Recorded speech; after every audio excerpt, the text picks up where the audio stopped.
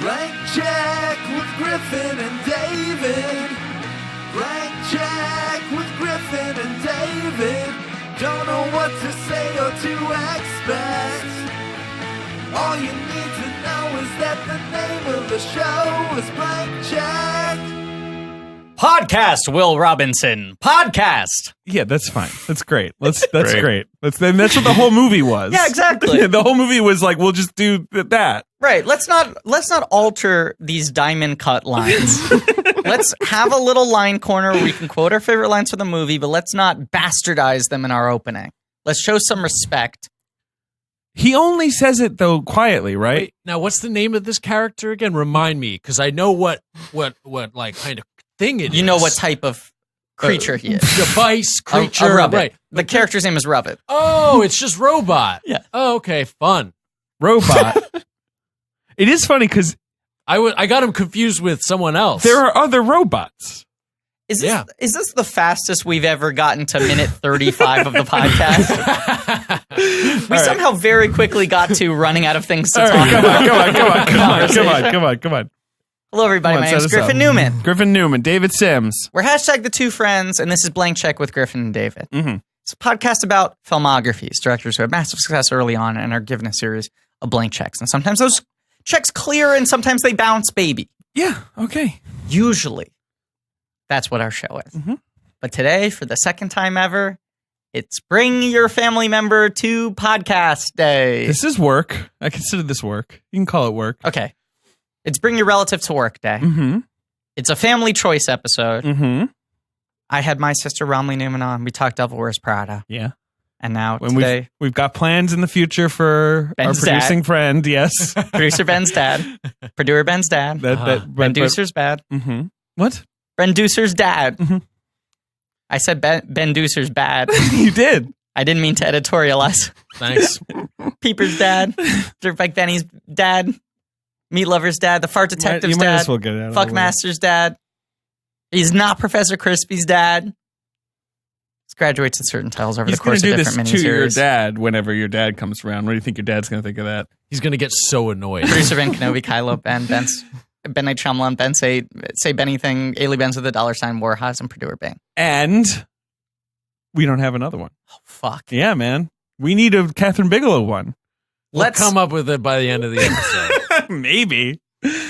Okay. I forgot to point that out to you. Jeez. How about, all right. I really threw him for a loop there. No, we got it. Just we'll insert it later. Yes. So then, of course, my new nickname Of course, it is Ben 19, the Filmmaker.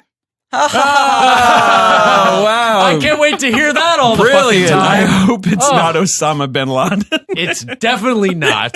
No, it's Osama Which Ben is what the Hosley. fans are demanding. Right, Osama bin Hosley. I am right. putting my foot down. I refuse to allow that to happen. Oh, God. No, it is not. I just show me a better option. I hope we were shown a better option. I hope we've been shown.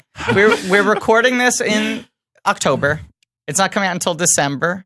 And Correct. let's hope that in the time between when we recorded it and when it's released, when we've dropped in the name, the Ben nickname for Bigelow, It's not Osama bin Hosley. let's pray. Yeah. All right. Okay, but no, today we have my brother in. Yes. Do you want to be called Joseph or Joey? Joey. Yeah, you're Joey Sims. Joey Sims, My baby. brother's here. Joey Sims. I have not dropped Joey in adulthood. You haven't. I don't care. It In works. fact, you've embraced it, I would I've say. embraced it. I think it works for you. Not what was Hardcore. planned, but it worked. He's Joseph, but you know. And you picked a movie today starring another famous Joey. Oh, boy. It actually didn't really occur to me. Another man who owned Joey. It does feel like a movie that Joey Tribbiani would be Okay, in, that's- right? Like, that's what it is. I would argue that's the number one lasting legacy of this movie. Right? Is the joke, the meme kind of like Lost in Space is weird because it's like watching a Joey Tribbiani film. Right? And this feels like the performance that Joey would give. Yeah, Like, totally. I think Matt LeBlanc is a fairly good actor. And in general, I mean, certainly a good comedic actor. The ability. He has the ability. Episodes. Right. I'm trying to think of what else Man he's doing. with a plan. Oh, God, I forgot about that. Did that get canceled? No. Well, it's still on. Okay. They just killed off the wife in season 2 so he can marry Leah Ramin. Is the whole point of Man with a Plan just that he's a dad? And he's got a plan. What's the plan? I think he doesn't have Raise a children. plan. Okay, he doesn't have a plan. His plan is be a dad. Okay, all right. Is the plan in the title ironic? Does he not have a plan? I don't know. I've never seen it. I'm just reading, and the plot is his wife goes back to work, and he has to be a stay-at-home dad. Which is what they've now reworked Kevin Can Wait to be. Is that what Kevin Can Wait's about? I thought Kevin Can Wait was about grief. Well, the Sony executive said that the reason they killed off Erin Hayes as his wife was because they wanted to see him struggle to be a single parent. Okay, but I thought he was going to get with Leia. But are they just going to date? I don't know, because she was his Leia partner. Remini. She was like his old cop partner on the show. Oh. I don't think they're dating yet. I have no idea. We shouldn't talk about things we don't know. Suitable grieving. We shouldn't talk about things we don't know. She was introduced in the first season finale as a police detective who had worked with Kevin on a major case, and they bickered, and then she becomes his boss, the boss of his security company. Yeah, you know. So there'll be like a workplace thing. Here's what could have happened. So it is about grief. She could still become his boss, and he could still stay married to the woman who was not killed off by executives. But it would be weird. It would be weird, yes. Because it's his wife from the last show. No, David, you're right. It would be very weird to have two actresses on one sitcom. I know. It would confuse my brain. It'd be like shifting without a clutch. Now, are they going to talk to each other about just things that don't relate to men, you think? Would that be like a thing on the Kevin table? or how he can we wait? Can't do Have that. you watched Kevin Can Wait? Because you're the one who alerted me to the clip. No, because that clip was just amazing. I mean, that clip made the rounds widely. No, I would not watch it. But I said that bringing us back to Man with a Plan, which I think is slightly more relevant. No, that's what we're talking about. That's what we're talking about. Man with a Plan. Every clip I've seen of it is just about him never having a plan. He's just an idiot. Well, he's so of course, this episode is called Pod with a Cast. It's called. Yeah. No, he's got crazy residual money. That's his plan. When you ask what the titular plan is, it's to get 100 episodes out of Man with a Plan and make more residual money. But this was kind of like the total dead end of his film career. This is the total. We're talking about Matt LeBlanc. Matt LeBlanc. And the movie is Lost in Space, just to be clear. A Matt LeBlanc vehicle. 1998, Stephen Hopkins joint masterpiece. Yes. Mm-hmm. Lost in Space, written by Akiva Goldsman. Yes. It was the end, but it was also the beginning, wasn't it? Was there anything before there this? There was Ed. Ed, where he plays baseball with a monkey. And that's it.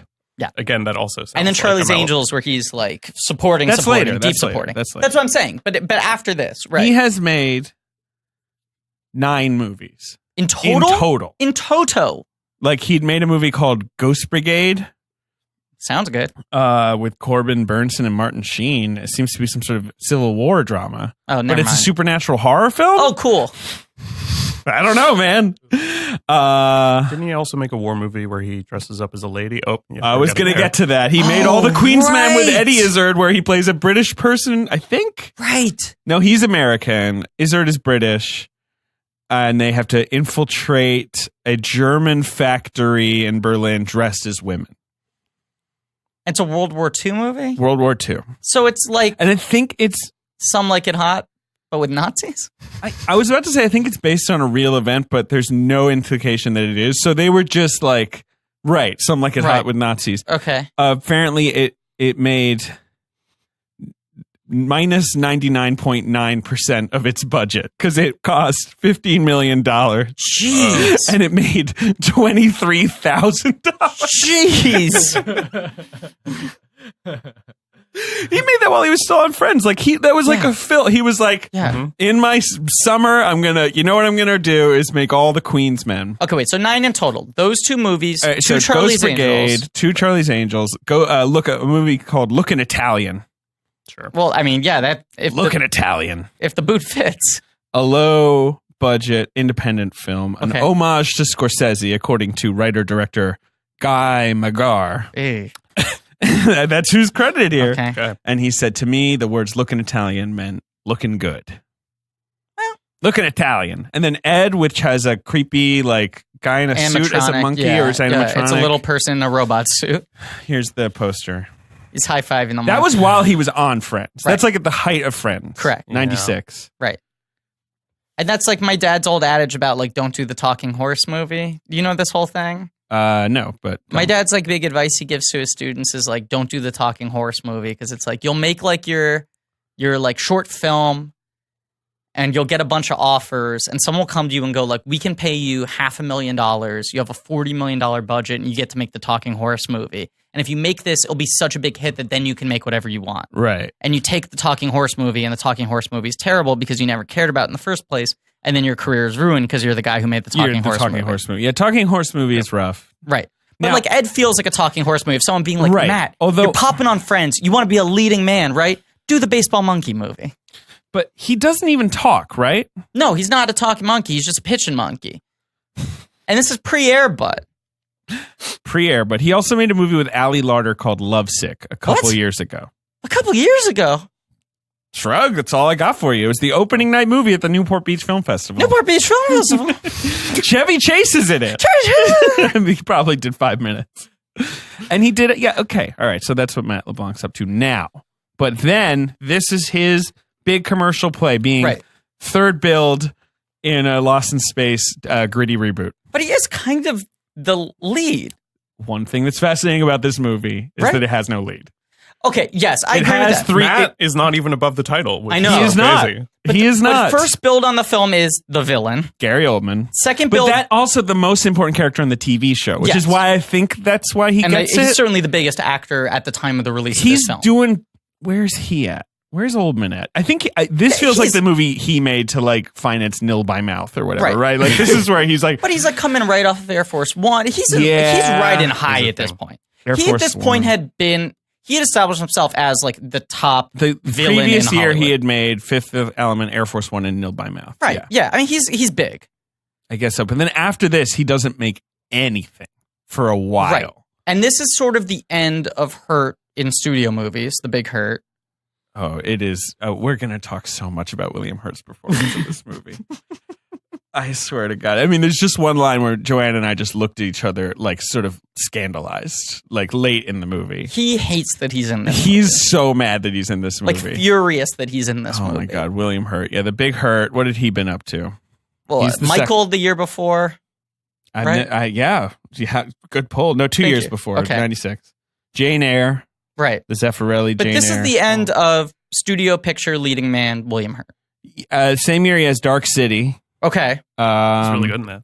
He's very good. He is good in that. And One True Thing, the same year as well, the Sure. cancer movie. It's cancer, right? Yeah, that's the Meryl Streep. Streep, Reese Yeah. Wither. Renee Zellweger. I think it's cancer. I don't know. It's a sick Meryl movie. Streep. Yes, it's a cancer movie. It's a Carl Franklin movie. Yeah, it's Streep, Zellweger, William Hurt, Tom Everett Scott. That's your four. Lauren Graham's in it. A young Yeah. Lauren Graham. A movie starring 3 people who have won Oscars and Right. Tom Everett Scott. Tom Everett Scott. That's the poster. It's the Yeah. three of them and Tom Everett Scott. Each of them's holding their trophy, and Tom Everett Scott's doing the shrug. And then yeah, So then after this, Hurt is that's just kind of gone for a while. Is that true? It's gone. He's gone. He's in Sunshine, that like multi-generational Right. Ray Fiennes movie. I've never seen it. That's I like an haven't art either. movie. History of Violence is sort of a comeback. History but of he Violence doesn't is really 05, capitalize on though. it. Right, that's what I'm saying. It took that long. But I mean, he has his little roles because he pops up in AI, our favorite Right, movie. which he's very good in. He did that he's movie, in The like King, one scene with in Gael Garcia Changing Bernal, which Lanes. is really He's good in in. The King. I He's forget in The him in Changing Village, Lanes. of course. Changing Lanes was one Right. of my ideas for this, but I thought you might I've might only want to seen do it. a Michelle. Roger Michelle. That's not Oh, how you say it. it is It how is you Roger say it. Michelle, Roger yeah. Michelle. You said it right. That's an interesting filmography. Wait a second. Now I want to look at Roger Michelle. We're never going to do Roger We're going to do Michelle. Roger Michelle. My We're Night doing with Roger Reg. Michelle. No, that seems like a TV movie. Notting Hill. Titanic Town, Notting Hill, Changing Lanes, The Mother, Which Daniel I Craig like. fucks an old lady. Like She's that not old, movie. middle-aged lady. Mm-hmm. Enduring Love, which is Enduring Love. okay.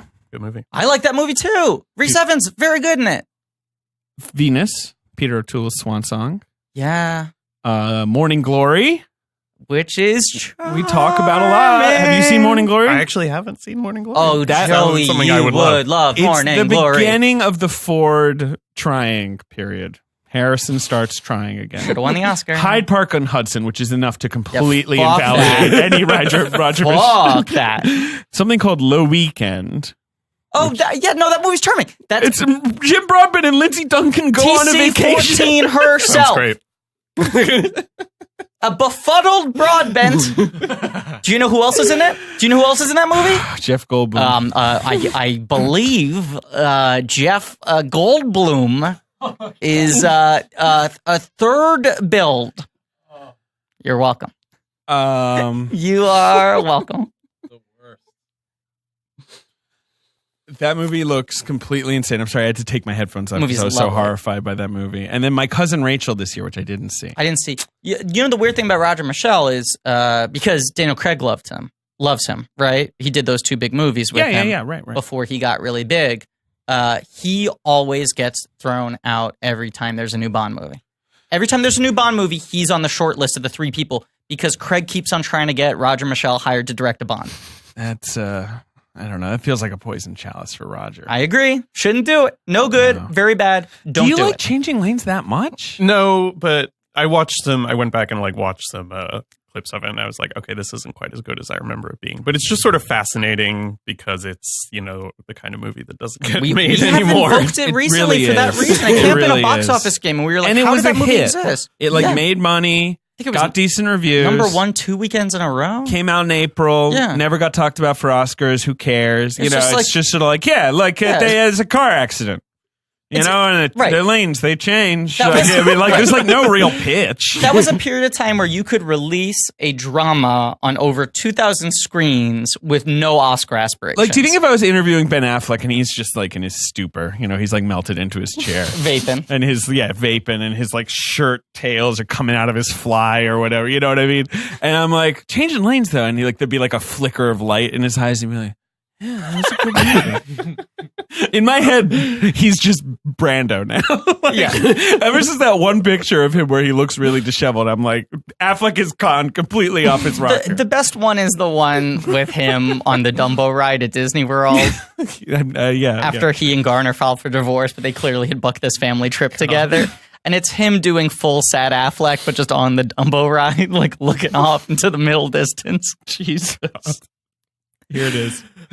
What were we talking about? There we go. What the hell are we talking about? We're talking about William Hurt because the he Big was Hurt. in these little movies. Yeah. And you're right. We've talked about it before. History of Violence comes around, and and we're like, Hurt's back, but Right. he's not really back. No, until he finds his role. I mean, his iconic role, the one that's going to go down in history.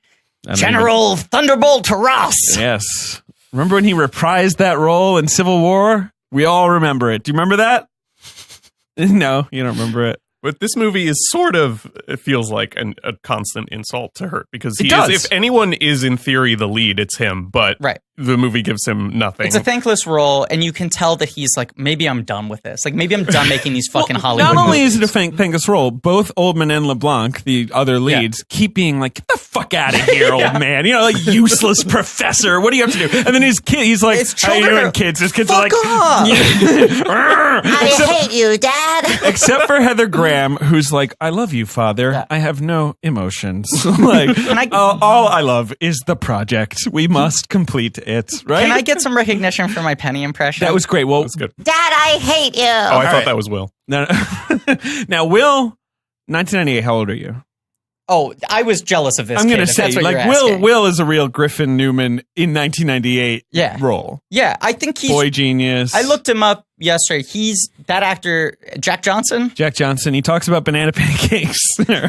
He, of course, wrote all the songs for the Curious George soundtrack. But he it is banana pancakes. Yes, I'm right. yeah. Okay. Yeah. He's 2 years older than me. So He's, in 1998, I he's would a have year been. younger than I was me. 9. He was 11 when they shot this. Sure, I guess. sure. Yeah. But I was very jealous of him. He got to be friends with a Rubbit. He got to go into space with Heather Graham, who I had a very big crush on when I was 9. Sure. And that's it. I mean, he didn't make another movie, basically. No, pretty much not. No, he did voice roles in like 2 other animated films. Yeah. The thing I find interesting about LeBlanc in this movie is it feels like he got the part and was like, okay, this movie asks for a Han Solo. You have to be this roguish cad who the audience I can't approve of, but can't stop watching. Right, you got the Can't dad stop rooting figure of authority. You got the villain, and then off to the side. Right. You know what this movie could have been called? What? The Dad, the Bad, and the Cad. Well, one of the problems The dad, Please go the ahead. dad, one of the problems is that LeBlanc, the dad, character and in theory, is supposed to be like, well, you can't quite approve of his roguish behavior, but what roguish behavior exactly? For instance, the thing that he does in the first scene It's seems pretty entirely noble. reasonable. Yes. And people keep yelling at him for the rest of the movie, but it's like, it's what did he do wrong? Well, the dynamite first scene. This movie cannot pick a lane. This movie cannot pick a lane. We'll get to LeBlanc's later activity in which he basically like nudges William Hurt, and he's like, I really want to fuck her. Yeah. And Hurt's like, that's my daughter. And he's like, Oh, that's my daughter. We'll get to that. But no, you're right. The dynamite first scene is an action sequence like no other. They're in bubble fighters. Where they're like, spaceships have been cool, but what if they're not cool? I can't wait. First off, No, spaceships, they've been cool. We've had a lot of cool spaceships over the years, right? You know? In general, this is a space movie, but it sucks. It's all ugly. we're skipping, I think, what is the most important thing about this movie. Okay. You've already skipped over it. You think you're starting at the beginning. This movie starts way too quickly. This movie completely skips any kind of foreplay. This movie starts it does have with like 20 seconds of voiceover explaining. Right. But specifically, New Line Studios logo, and then no titles, no company credits. No. No like slow This ramp ain't up of score. Your daddy's sci-fi Right. picture. It goes from New Line studio logo to the millisecond the logo ends. William Hurt going, in the year 20. Like, it's way too fast. He doesn't even like take a breath. There's not a breath.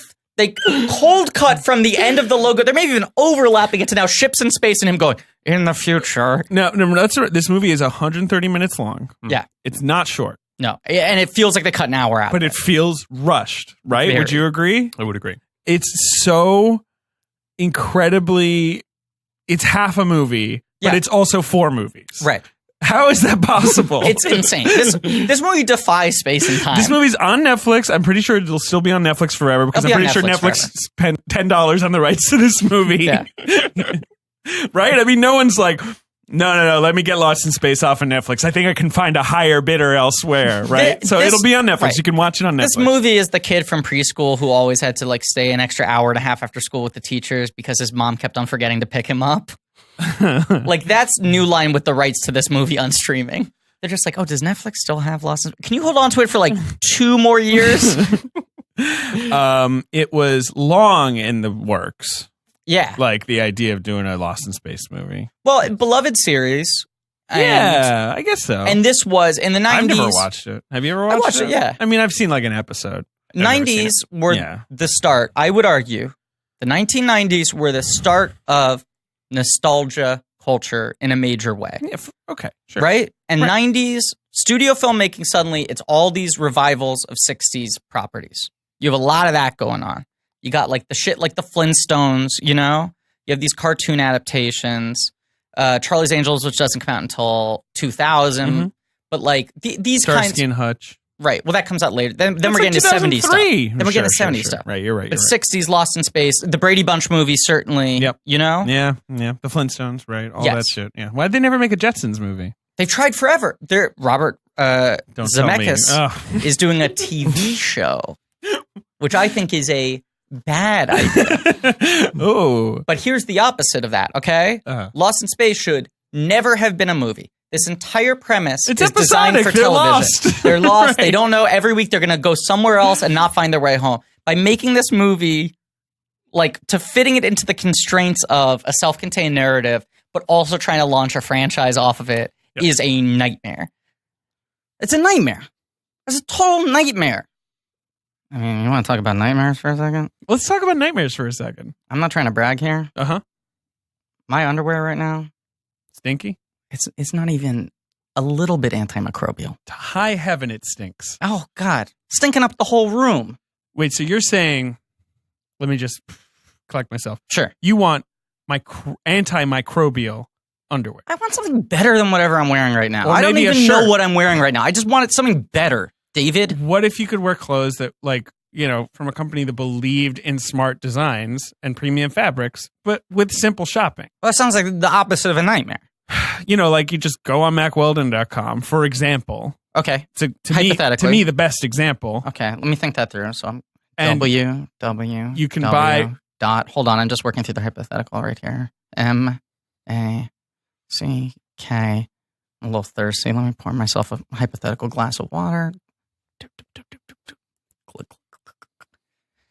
WELDON.com. Okay, I'm on the hypothetical website. Okay. You could buy the most comfortable underwear, socks, shirts, undershirts. Well, no, let's not go too far. Come on. Hoodies, sweatpants, tons of other stuff. I've been all over this website. I bought a swimsuit on this website. I'm not going to lie to you. David, I have another embarrassing confession to make.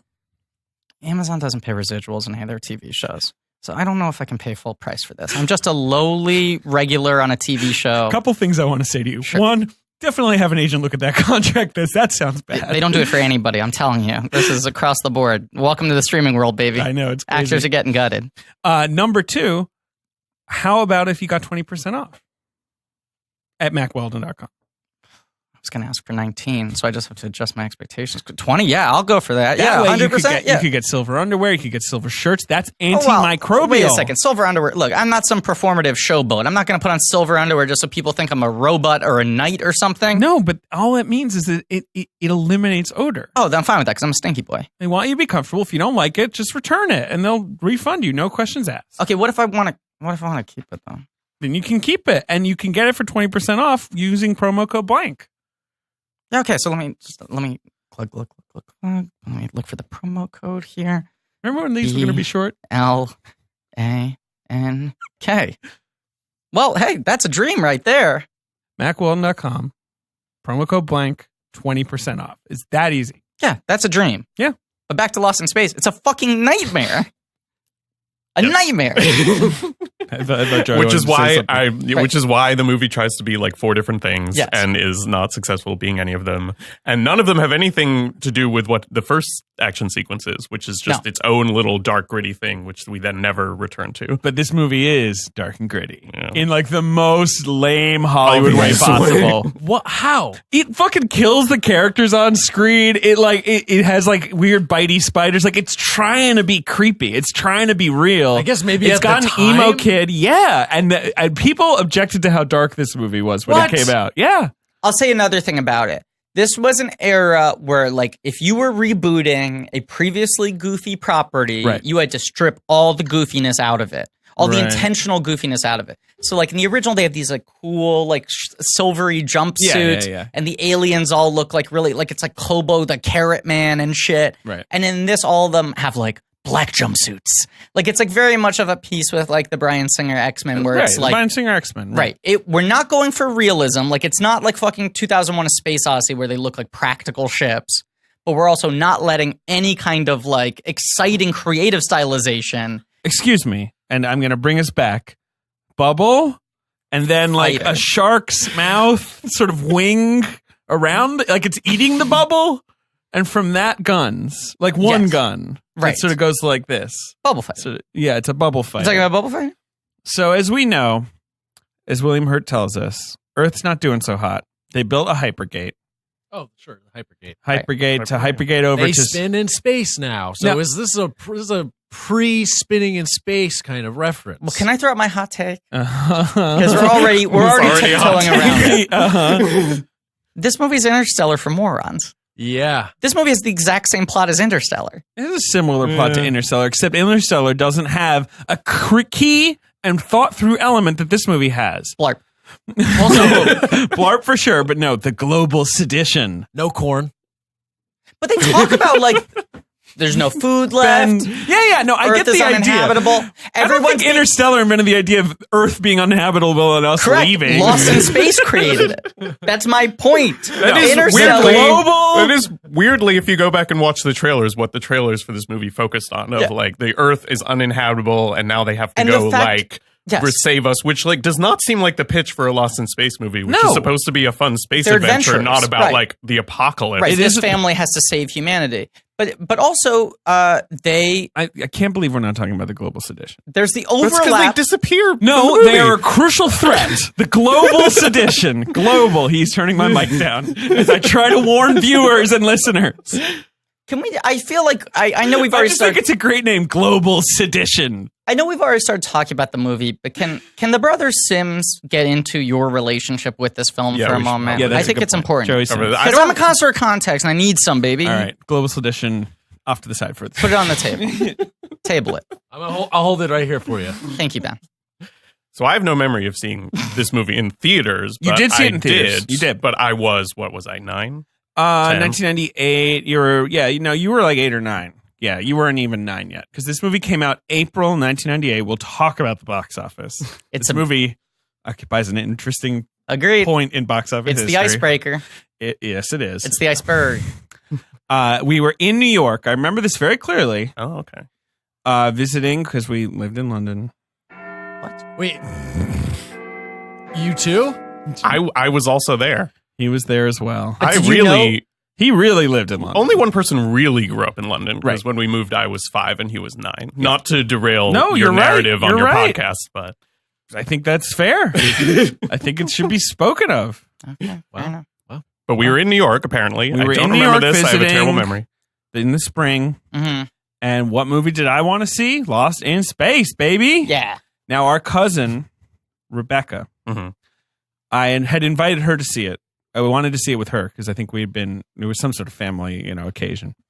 And she refused to see this movie. Why? Because Lacey Chabert was in it. I was going to guess that Yes.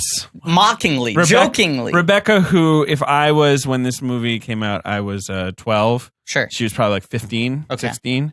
And hated Lacey Chabert because of Party of Five. Okay. Hated her so much because she was the whiny girl from Party of Five. Right. I mean, this is pre-Wild Thornberries, This is Wild Thornberry starts up this year too. pre-Mean Girls. This is Lacey Chabert trying to make Blarp happen. She's no, Lacey Chabert, who I want to be clear is 100% the best performance in my favorite part of this movie. Ooh. 100% Penny Vision. We're all going there.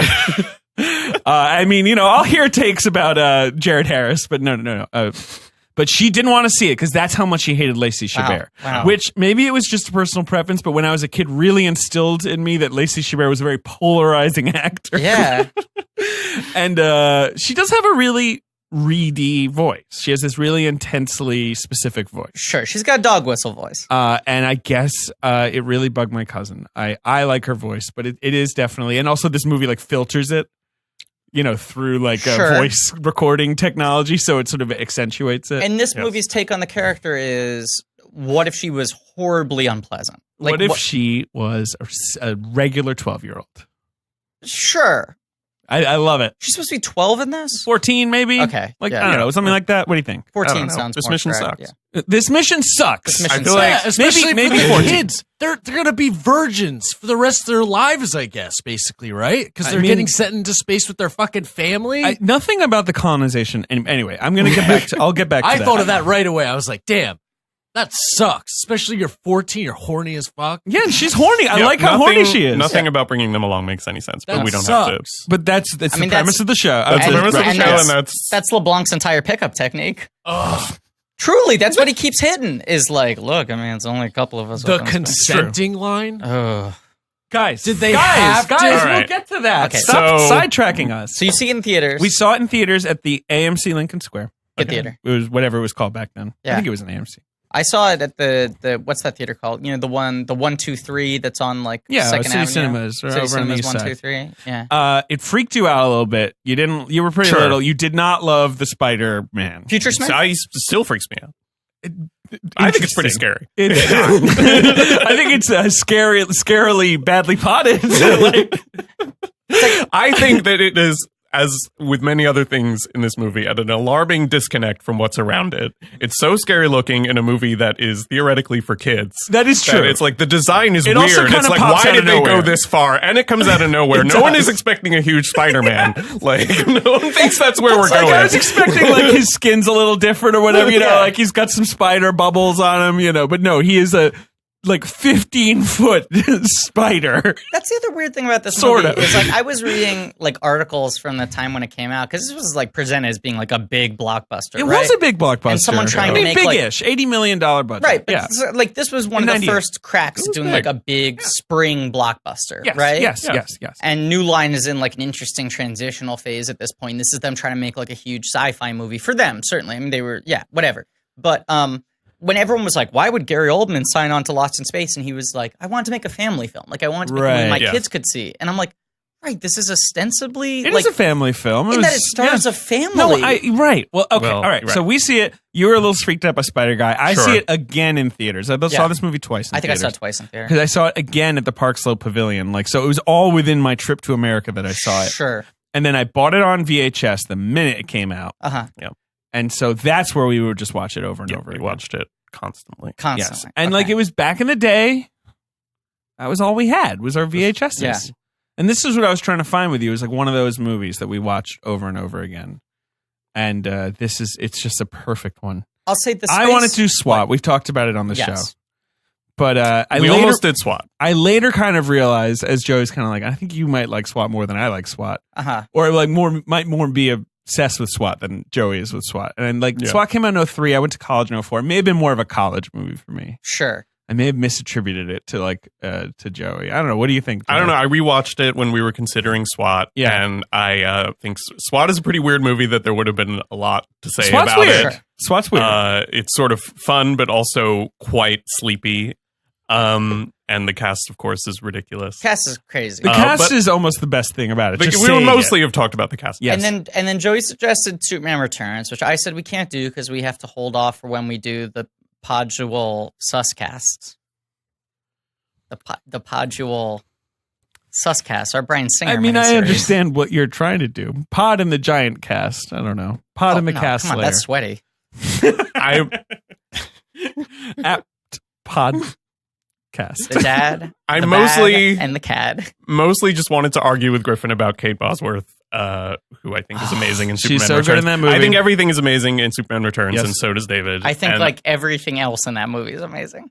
I think it's a total masterpiece. I think she's the would Achilles heel. have talked about it for way too long because it's also so long. There's so much to discuss. Yeah, there's a lot in that movie.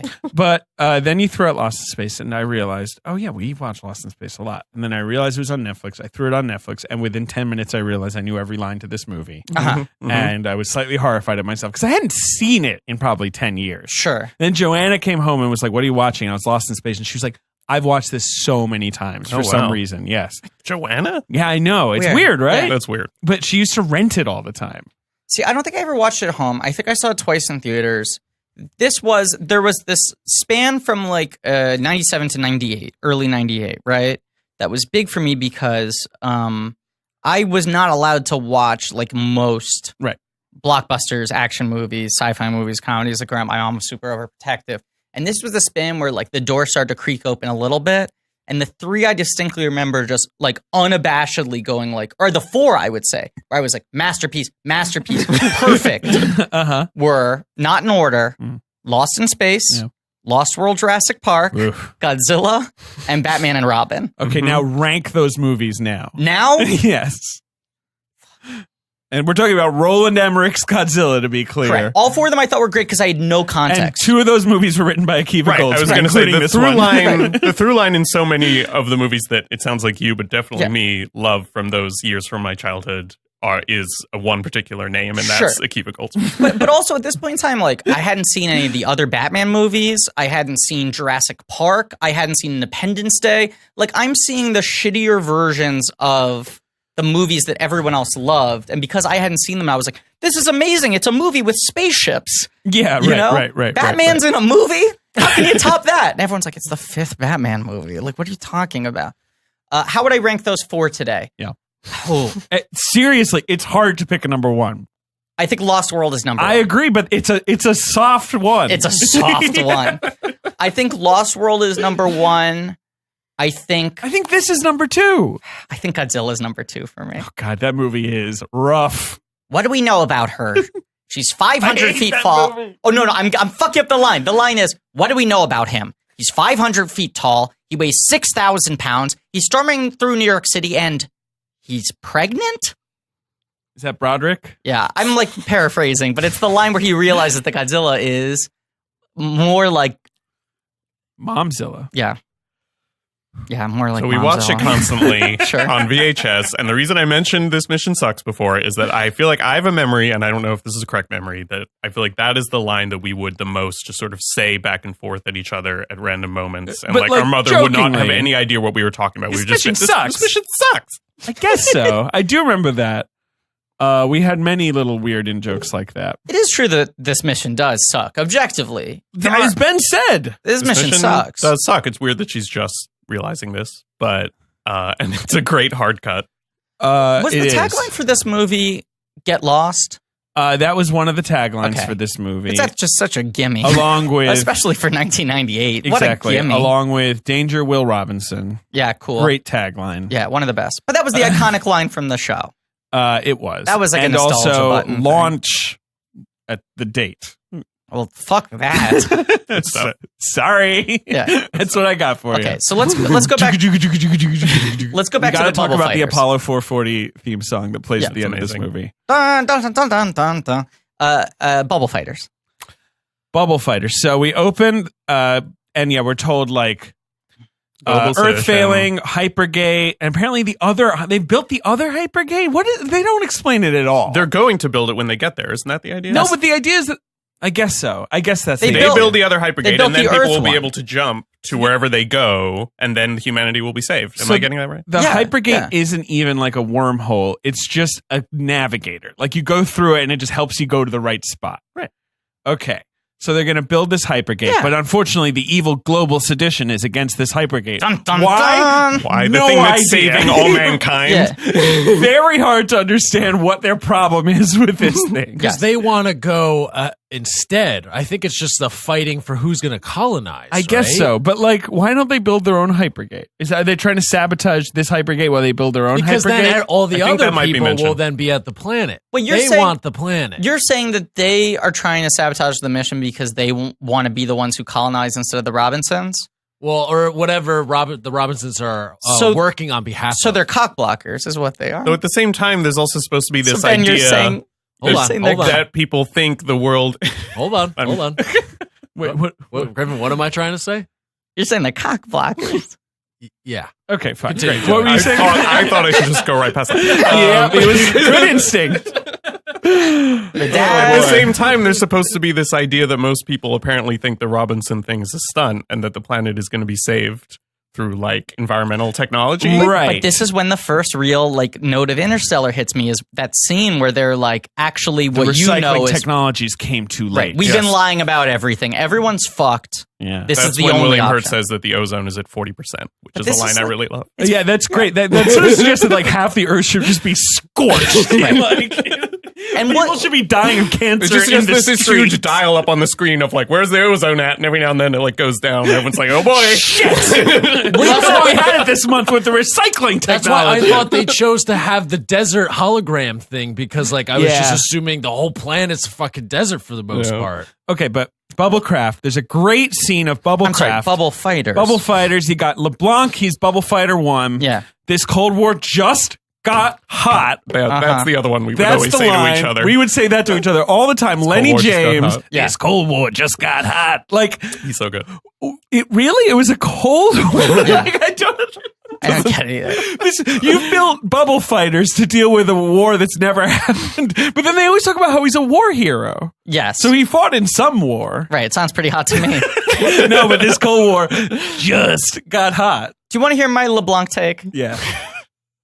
Lenny James is just really down. Lenny James is Lenny killing James it. has aged, like he's de-aged since Yeah. this movie. bizarre. He seems like he's 58 years old in this movie. Right. Right. He looks younger in The Walking Dead. He does, Yeah, and his 100%. voice is like 80% less gravelly now. Right. Like what happened to him? It's like how like Wilford Brimley was like 32 in Cocoon. yes. Do you know Wilford Brimley was like 40 in Cocoon? I'm exaggerating a little. Yeah. I know. Mike Ryan points that out a Right. lot. Wilford Brimley's a comically old looking person, but Wilford Brimley never got younger looking. You know what I mean? That's the point, because you see him show up in like, did you hear about the Morgans? It's like, has Wilford Brimley been cryogenically frozen? What the fuck happened? Okay, here's the and Lenny LeBlanc James take. had more of a Piven arc where it's like he somehow got younger. Sure. Here's my LeBlanc take. Yeah. They offered him this role. Apparently, it was originally Sean Patrick Flannery, Yes. What? the Boondock Saint himself. Matt LeBlanc He was cast, number apparently. 2. Wait, no, He was these number guys 3. were number 11 and 12. I'm sorry. Let's be real. I'm sorry. Very good call. They hire Sean Patrick Flannery. Uh-huh. Then when they put them all together, they realize, or they they decide apparently that he looks too much like the Robinsons. He looks too much like Bill Hurt. William Hurt has sort of Irish look to him, right? Yeah. So they said we need a different look. So of course they go, who do we get? Who do you get? The next big action star. Let's look to the cast of Friends. And of course they offer the role straight to Matthew Perry, who turns it down. I swear to you. No, that's not true. That's 100% true. That's not true. That's 100% true. He knows this shit. IMDb, they offered it to Matthew Perry. He turned it down, and then they went to LeBlanc. That's just rude. I mean, this is also when Matthew Perry is gripped by prescription drug addiction. Yes. So maybe he was like, I'm 110 pounds right now. You don't want me playing. But he also had done a couple rom-coms at this point. Yeah, but he's not going to play this role. No, of course not. LeBlanc is at least like what you're looking for, right? I mean, so I think LeBlanc gets this role, and he goes, okay, this is my chance to be Harrison Ford. I know I play a shitty actor on TV who wants to be playing this type of role. Right. And audiences have seen me do a bad impression of someone. Fake, but good acting. Mm-hmm. Right. Good, bad acting. I need to work as hard as I can to push all the Joey Tribbiani away from this character, which in the process makes it feel like the exact performance Joey Tribbiani would give. That's the thing. He doesn't say, how you doing, but like he might as well be Joey Tribbiani. But it feels like Joey Tribbiani being like, no, I got to be taken seriously. Yeah. Like that's the problem. If he played it more like Joey. Thank you. It probably didn't help that he was filming Friends at the same time as he was filming this movie. Exactly. That's really what hampered him. But I think if he played it more like Joey Tribbiani, not the performance would be good, but it would be better than what we got, where he's just in every scene being like, what's the opposite of what Joey would do? But also, the dialogue is terrible. The dialogue is fucking good. He's saddled with the worst dialogue because he has to do all these one-liners. Right. That's a cold fish I'd like to thaw. Do I have that right? You have that absolutely right. That's the cold fish I'd like to thaw, he says to the cold fish's father. Monkey flips the switch. And the monkey flips the switch. He has so many more. If this is what is it? If this is a dream, why aren't there more girls? Which he says it has no relation to anything around it. It's just something that they shot one day. They were like on set and they were like, Matt, can you just sit down and we're going to shoot you saying, if this is a dream, why aren't there more girls? And then we're just going to find somewhere in the movie where we can just insert that. We'll put that in because it's when they see like the time bubble. Anyway, so he performs the daring rescue of Lenny James in Bubblecraft. He gives him a little love tap, but don't take this the wrong way. Don't take this the wrong way. Hey, what, are we married now? Oh my God, I want to marry you, Lenny James. Look, I'm just kidding. When's the wedding? Like, I think they want to get married. I think the central thing is he doesn't want to be ripped apart from Lenny James. Stop ostentatiously changing my levels. And I like to yell.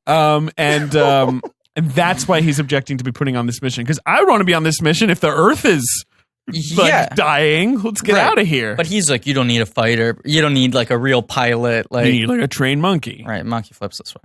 Yep. Okay. So what do we think of the first action scene? Immediately after which, like the last line is like, hey, this doesn't mean we're married now. You're not getting out of buying these beers that easy. Literally, the second after that line is uttered, the title sort of like swooshes across the screen in like a weird font that you can barely read because it's like, cool. Well, and this movie does that thing where like, this is very Goldsman-y, but like sets up the like, hey, you owe me beers after this. And then when Lenny James almost dies, does the like, you don't get out of beers that easily. 80 seconds in between the setup and the punchline. Like that should 80 be 80 seconds in a daring like space rescue. Right. But that joke works if you set it up at the beginning and it pays off at the very end, right? Or at least an act later. But the movie like doesn't give you time to like. No, it's distracted you with a bunch of gay panic humor, and then it's like, oh, we're back to the beer. Okay, this Cold War just got hot. The funniest of all panic humor. Love a panic humor. But then they just flash the title and LeBlanc saves him and everyone's like, you're fucking irresponsible, you're bad. And why is it irresponsible? It's not. They're basically mad at him for endangering the spacecraft. He's killed the global sedition. Yeah, guess what? It also worked. Like everything worked. The Bubblecraft was going to fly into the hypergate. It's not like the Bubblecraft was just going to like die. It was like he was actively stopping. David, I don't know why you need to explain this. Everyone knows that the Bubblecraft was going to crash into the hypergate and destroy the global sedition. Everyone knows this. So they've already bungled his introduction because he's supposed to be this crazy, like, I'm going to do my own thing guy. But he did something that was complete. And they try to commit to that, but he never does anything to justify it. As if he hasn't already proved his mettle. Actually, there's stuff he does later.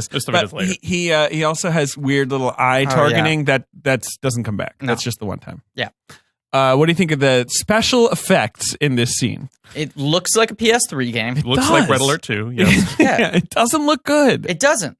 No. But it makes me realize how good video games have gotten. That's You know true, what I'm because they saying? could do this now. Right. Totally. Yeah, And like even when it cuts to like the live action like LeBlanc element, I'm like the rendering's pretty good where this could just be like a PS3, PS4 game. It's like the era of like now we can make like the entire battle in CG. We don't need to do models for anything. Right. And they can like get the textures right, but there's no weight to anything. Yeah. And the lighting's off on everything. And the design on both ships are weird. Is bad. Is bad. Is bad. Okay, and then as you say, this movie just like hits the ground running and like needs to get going really, really fast. So then we cut to Dr. Hobby giving a speech about whether or not we can create love, right? That's correct. And he opens up a woman's face and, and Ken Lung's there. Tells her to take her shirt off and Ken Lung's there. No. Yeah.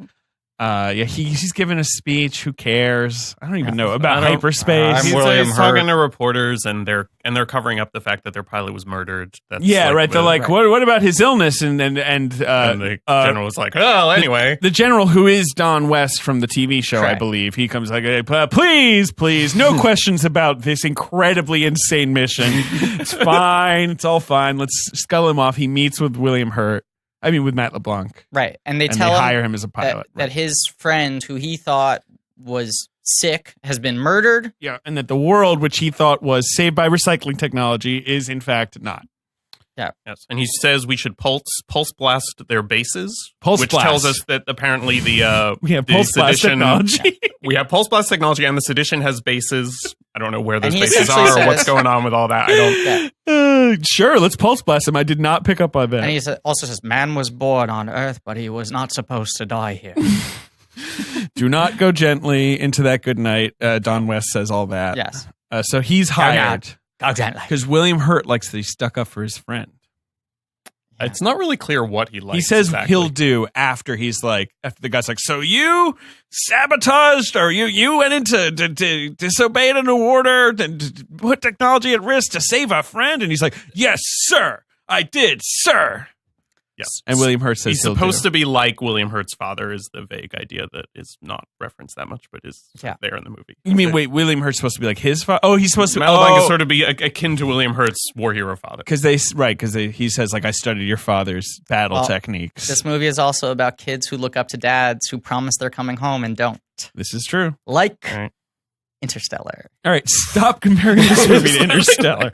You could have done all this on the Interstellar episode when it would have been appropriate, because I think Christopher Nolan ripped off this movie. Yeah. I mean, I think it's fair. Also, I don't know if you noticed, Tars was an executive producer on this movie. Well, Blarp was an executive producer on Interstellar. I know! There's double dipping going on. Blarp, yeah, he's a vice president of acquisitions at Paramount. But we're getting ahead of ourselves. Okay, so now we cut back to the Robinson family. We got to meet them all. Right, and here's Mrs. Kensington.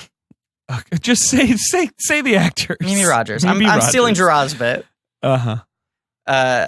Vanessa Kensington's mom. Stop it. She's more famous. She's famous for other roles. I haven't seen Not recently. Not recent. Well, she's in Door on the Floor. Sure. Classic. The Rapture. Sure. She's in Ginger Snaps, which is a good movie. I'm sort of her father was a high-ranking official in Scientology, and she famously got Cruise. Tom Cruise into Scientology, and then left Scientology and was like, Scientology's real wacky. I don't know what Tom's doing. Yep. Which is funny.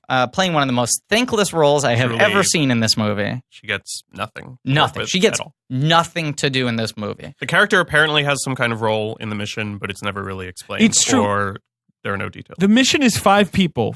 3 of them seem to have no role at all. Right. Like, it's really just William Hurt and Heather Graham's show. Yeah. And Heather Graham's job seems to mostly be the cryopods. Right. William Hurt's job is the rest of it. And then it's like, what, they're supposed to colonize? They're a family. Yeah. What, are they going to fuck each other? Like, what is this plan? I mean, I don't mean to be crass, but like, Ben's kind of right. Ben's like, right. what's the plan here? You got like, William Hurt is what? 50? Big Hurt? 50 at least. Mimi Rogers is around there. Heather Graham's like early 20s. Mimi Rogers like a probably late 30s and a 10-year-old. at this. Right. I mean, what the hell is this? Like, these are the people you select? Yeah, LeBlanc just going to slip that Italian salam to everybody? But pass around the gabagool. I don't know what's going on here. Anyway, yes, we're introduced to her. See, he's doing endless my job. No more breadsticks. Is that what we're talking No about? more monkey business. No more guys. monkey business. To quote Mimi Rogers. Griffin, your favorite quote, no more monkey business. And the principal that she's talking to is who is the original right. Miss Robinson. And she turns into a gorilla. It's very good. Gorilla with a bikini. Gorilla with a bikini. This is when you realize no more monkey business. that Will Robinson is Dexter's lab. Yeah, he is, right. He is Dexter's and lab. he's the smartest little boy in the world. All he cares about is science fairs. Right, and Lacey Chabert is Dee Dee. Right. No, but even though Will Robinson is this close to cracking time travel, the only thing he cares about is his dad showing up at a fucking science fair. Right. And his dad never shows up. No. And Lacey Chabert, who hates everything, is 14 and hates everything, is like, Well, She's real emo. right. that reminds me of the birthday messages I got for 4 years until I stopped getting them.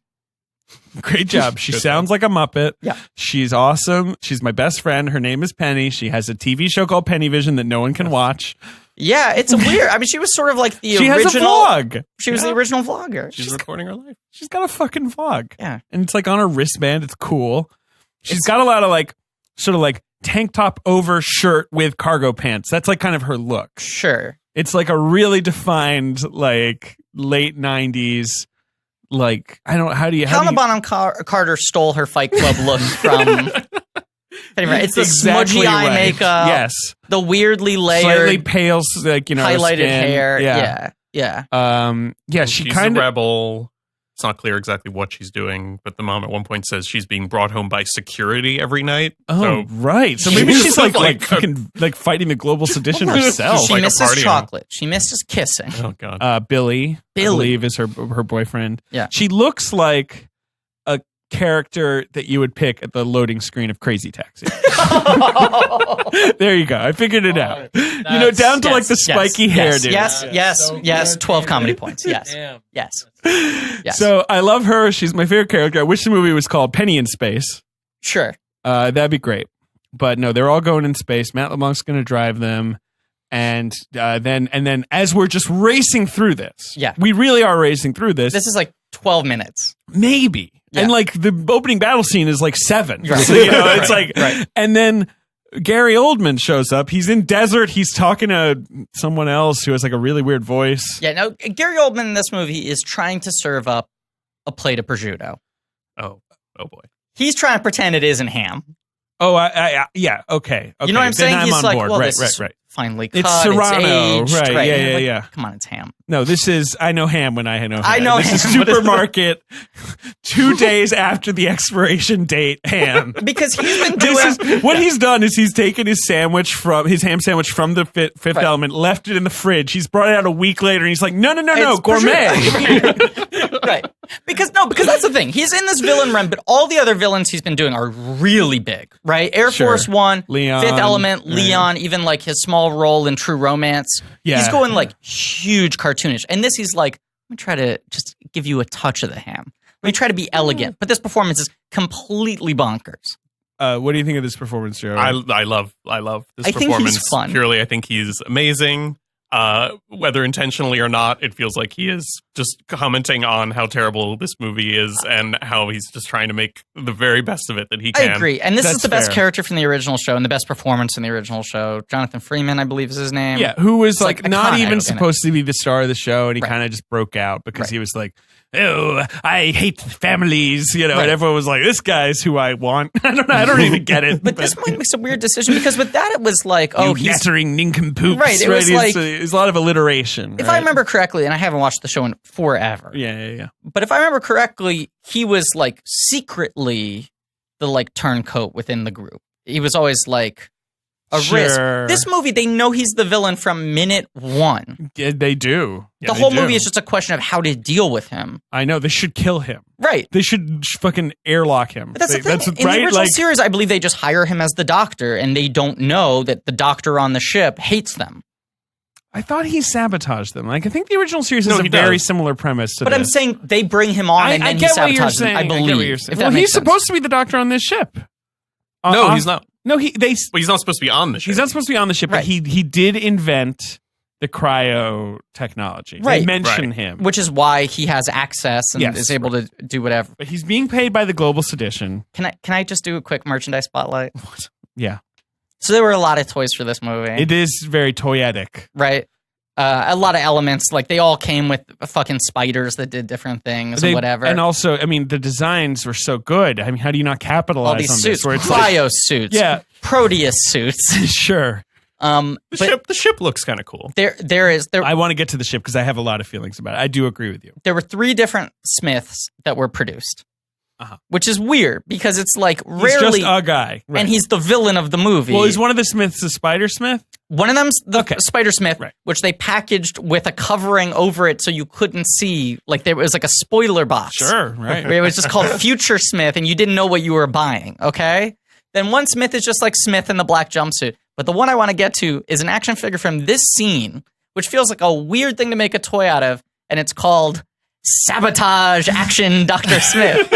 When he's got his little like box that he does sabotage with. And you're like, what's the sabotage action? No action feature. It's not like there's like some fucking sabotage action he does. They tried to make it sound exciting. It's just him in like a maroon jacket. And it's called Sabotage Action Dr. Smith. All right, thank you. No more merchandise. That was the spotlight. I finished it. Turn him down now. That was the spotlight. No, go ahead, Joe. I don't recall if he's supposed to be a believer in this edition. I don't think he is, right? He just wants to make a lot of money. Yeah. Whoever's the right price, right? For the right price, he'll join any side. That's kind of the thing. Well, that's his whole monologue that he gives when he's been uncovered, where he's like, I see the world differently from everyone else, you know? You don't remember that monologue. He's taking the red pill. He is a bit of a red pill. Yeah. Yeah, to give my regards to Oblivion. That's something he says. Never Fear Smith is here. He says a lot, and like the movie. In some ways, the movie doesn't. Once they're off adventuring after they have defeated his plan. In some ways, the movie never really again figures out what to do with him. But I still think he's amazing because I think Ullman is just so good, and he takes. He's got that scene with Will at the end that's amazing. When in the chamber, that's like.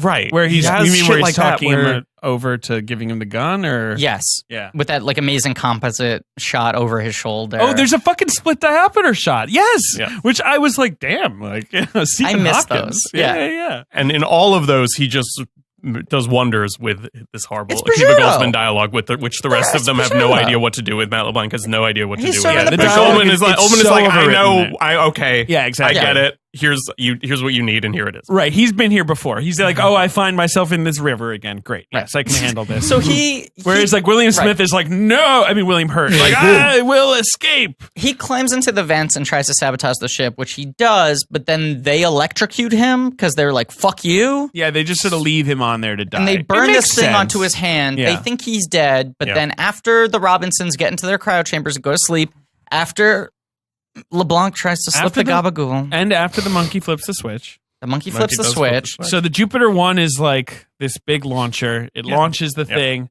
It goes into space and it splits apart. And then we got Jupiter 2. I love that.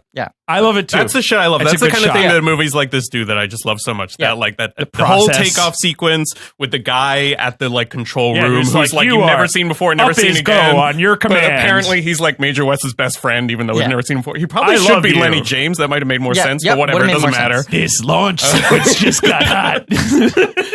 And then you have that reveal, which I guess is a reference also to the original show, but I don't even know Is that. it? Is that the idea that the old one looks more like their ugly ship from the TV show, I and then it believe like so. breaks apart and it looks Yes. cool and Yes. modern? Yes. Which they do the opposite thing with the robot. The Lost in Yes. Space ship is a flying saucer. Right, it's just- like yeah. a literal flying saucer. Right. The Jupiter 2 in this movie kind of, I decided, looks like a Ford Escort from like 1998. Like, I it's have a different take. It's all rounded, you know, like they were just no edges at all. I think it looks like a certain era of Sony Walkman. Yeah, it looks like a Walkman. Remember that? That's When the they same started thing. doing like colored Walkman, like right, or like a blue Motorola plastic. Pebble, you know, where they were just like round. It's everything should be round, just Yeah. like blobs. Everything looks like a blob, But like I a definitely, cool blob. I had a metallic blue Walkman that looked just like the Jupiter 2. But it's just, and it's, I think it's just what happens to cars at that time in the mid 90s where they're like, no more edges, round. Like, Yes. and, I love the design of the Jupiter too. I actually like the sets of the ship. They're a little sterile. Uh-huh. But like, I think it looks okay. Yeah, I agree. I think it looks okay. It's nice to see a set in any That's what I was going to say. It's cool that it's a set. This movie has a lot of sets, like really fancy big sets. Big for real sets. It has a couple matte paintings. Like, okay, so this was the Discman I had. Yeah, that looks exactly like the Jupiter 2. And I remember that thing. Yeah. We'll tweet it, but we'll tweet it. I remember that thing. That was my guy. That was my main guy. I was listening to Appetite for Destruction on that dude every day. Ding dong. Ben. Ding dong, ding dong. No, sorry. I'll get it because I need to go to the bathroom as well. All right, Griffin, you get it. Walk out as I'm opening the door.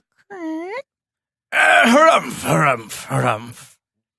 Hello, sir. Hello, you may not recognize me because, the follicles of my face have grown out some. Perhaps you recognize my famous mustache, but not the whiskers on my chin, the sides of my face. I gotta say, I'm not really picking up on who you Usually are. it's just the mustache, the famous mustache. Wait, are you Inspector Hercule Poirot? No, I'm not. I appreciate that was not a bad guess. He has the most famous mustache in the biz. I'll give you a hint. Do not pass go. You're Mr. Moneybags. Rich Uncle Pennybags. What is your actual name? I always forget. Rich Uncle Moneybags. Pennybags is my nickname. Okay, well, how are you doing? Well, I have a bit of a problem. Uh-huh. So you see the whiskers on the other areas of my face, my chin, my cheeks, my sides. You've got a lot of hair on your face. I want to keep that mustache nice and trim and neat. So you're looking for perhaps an amazing shave? Well, but here's the issue. Yeah. My budget for the shave is $1. Okay, well, can I tell you about my Dollar Shave Club razor? You have to understand, a man does not become as rich as I am paying, $1 million, $2 million a shave? Okay. You have to be fiscally conservative when it comes to your shaves. Okay. Dollar Shave Club, which you may or may not have heard of. It's only $1. No. What? They make products for your hair, for your face, for your skin. Well, I'm bald. I don't need when that. You're in the shower, well, you have a little tufts on your head. I never shower. I'm bathed. Anything you need. Bathed by the dog. You know the dog token? Yes. I don't want to copyright infringe, but yes. I know the dog token. You don't want to go down this alleyway? Yeah, Ben, how you doing? Okay, look, I'm slapping the sawbuck down on the table. Tell me what I can get for this $1. Well, I think a sawbuck is more than $1, but yes. It's money. It doesn't matter anyway. Don't say the word. Cut that out. Yeah, I got it. It's all their own original stuff. Oh. They use their own premium ingredients. They deliver it to you.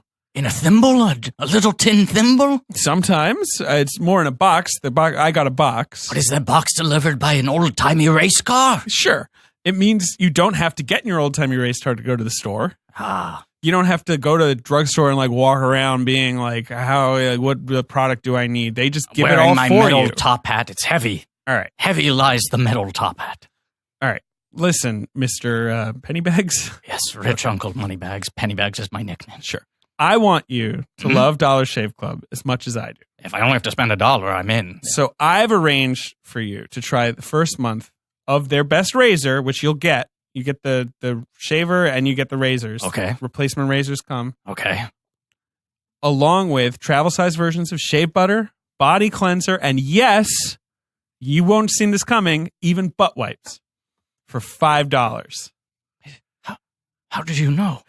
After that, replacement I have the dirtiest butt in the business. David, how did you know? What a mitzvah you've done for me. After that, replacement cartridges ship for just a few bucks a month. It's the DSC starter set. I mean, at this point, I'm fine. If they can clean my butt, I'm down for anything. You get it for $5 exclusively at DollarShaveClub.com/check. Well, you know what? That's DollarShaveClub.com/check. But David, I've just met you. How can I believe you? What do you know of these products? I've gotten these products. They've delivered me the razors and the replacement cartridges and all this stuff. And I love using it. Oh, my chutes and ladders. It came right to my door. Wow. In a tiny little box. Yeah. Even the butt wipes. Yeah. It's the whole package. How does your butt smell now? After you get the DSC starter set, your butt smells pretty good. Hey now. For being such a good friend, doing such a kindness for me, here's $500. Keep the change. Thank you, Mr. Pennybags. money, obviously, so it doesn't. Oh, it's not even Said worth it it again. Yeah. But what were you going to say, Ben? I was going to ask for some money too, but Oh, that's fine. Here's $2,000. Wait, he gets oh, 2,000? wow, thank you so much. Anyway. It's from the game of life, though. Look, so guys. it doesn't really matter. All right, so just go to dollarshaveclub.com/check. Yes. $5 a month, replacement cartridges. We'll ship for a few bucks a month after that. You get a whole package. And my mustache will once be returned to its glory, its spotlight on my face. Okay. You've gotten me out of pop-o-matic trouble, one could say. Hey, Griffin, how you doing? Oh, good. I just had a good pee. What stinks in here? All right, see you It's later, my Mr. butt. Pennybags. I'll see you later. My stinky butt.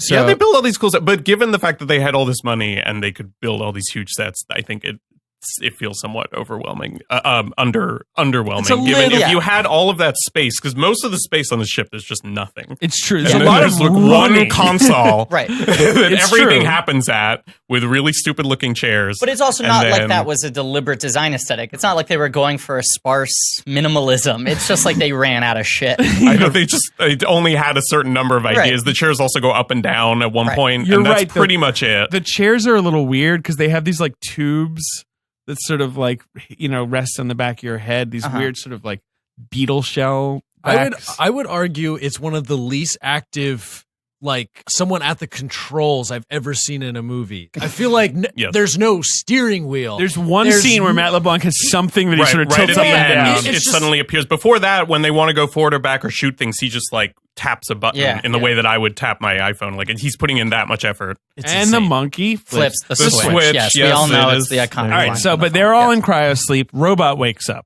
Now I love the design of Robot because it's like, what if a robot was bad, Sure. looked shitty, and was stupid, and it looked bad? And also, and I know you're talking about design, but in terms of characterization, their take is, what if a robot had zero chill? No Sabotage ship! Sabotage ship! Kill Robinson! Kill Robinson family. He has to announce everything that he's doing. Gary Oldman else would we programmed me. How else would we know? I know he's very subtle otherwise with his 4 arms that shoot electricity, but like 2 main ones. It's like, what if there's like a robot torso with arms, right? And like a head. But then he's on top of like more arms. What lies beneath? Rated R. Playing at AMC Village 7.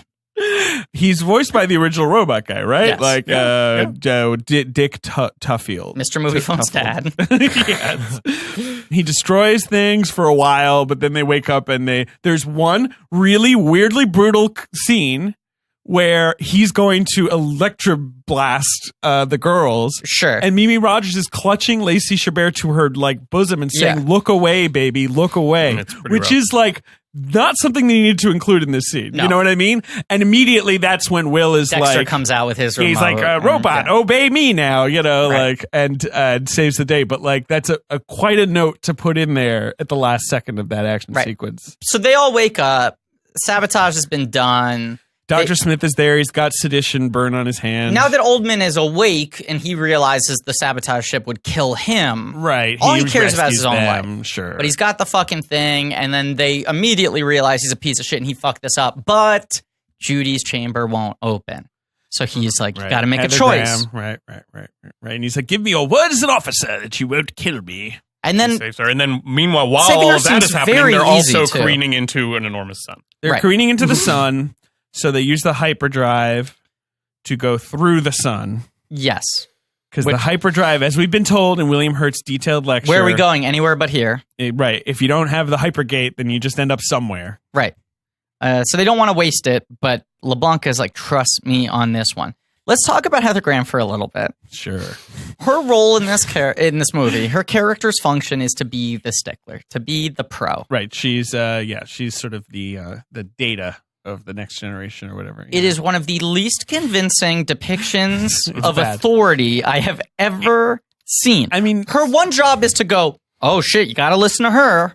She Right, knows what she's right, talking right. about. Yeah. And every scene she kind of shrugs off like, well, it looks like her gas is pretty low.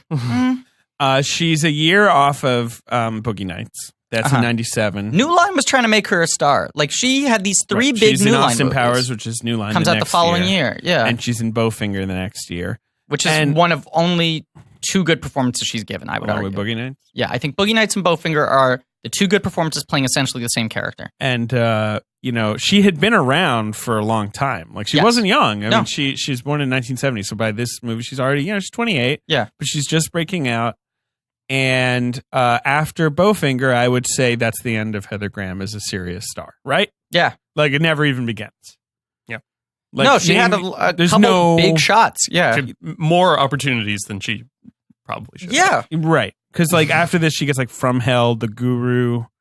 She's in Anger Management. I don't remember that. Yeah. She is. Yeah. You know, and then like as quickly as it has, she's on Scrubs for like a season, and then Hangover was like a quote unquote comeback. But then once she had that platform, everyone was like, "Oh, right, she wasn't very good." And of course, Emily's Reasons Why Not. Right, canceled after like 40 minutes of its first episode. Pretty much. She was one of those weird examples where I feel like when people saw her in Boogie Nights, they were like, "Oh shit, is she an amazing actress?" Because that performance is so specific, and it was like, and it's like, no, she's just a good fit for the role, right? She fits this one thing well, and she can't play anything else. She can play sort of like very naive, like optimistic. But she's also like this cute girl that Matt LeBlanc, not Will, wants to make out. That's her other quote unquote role, right. That's pretty much she's supposed to deliver technical exposition and reject kisses. That's all she's supposed to do. She rejects at least 3 kisses. Yes, constantly with a different sort of quip each time, and they get worse each time. And then when she finally does, when she's told that he's a war hero, she says, "Who was it who said that those who can't think fight?" Which means she's insulting him for being a war hero, which is sort of weird, right? Which is weird. And then she says, "Complete the quote." I think that it was me. I think that it was me. It's like you're quoting yourself in question form. You didn't remember the worst saying that? person. They don't even write good rejections for her, and they just play out that beat of like him being like, "You should make out with her," and her being like, "No," is played out like 5 times over the course of the movie. Yeah, he's like, "What if we made out?" And she's like, "No," and he's like, "Great." And like 20 minutes later, he's like, "How about now? It's only the 2 of us. Do you want to do it?" And she's like, "No, thanks." Okay, look, because I brought it up earlier, and I want to just speak on it very quickly. He points out that they are the only 2 single consenting adults, which is to mean it's a little creepy. He's thought about Lacey Chabert and move on, or the little boy. He might fuck well. That's crazy. Danger Will, or the robot. Can the robot consent? I don't know. He does seem to have a consciousness of sorts. Well, also, if he wasn't into it, everyone on the ship would know about it. No, I do not want to fuck you. Hard pass, Don West. Put your penis back in your pants. Throws him like across the giant empty set.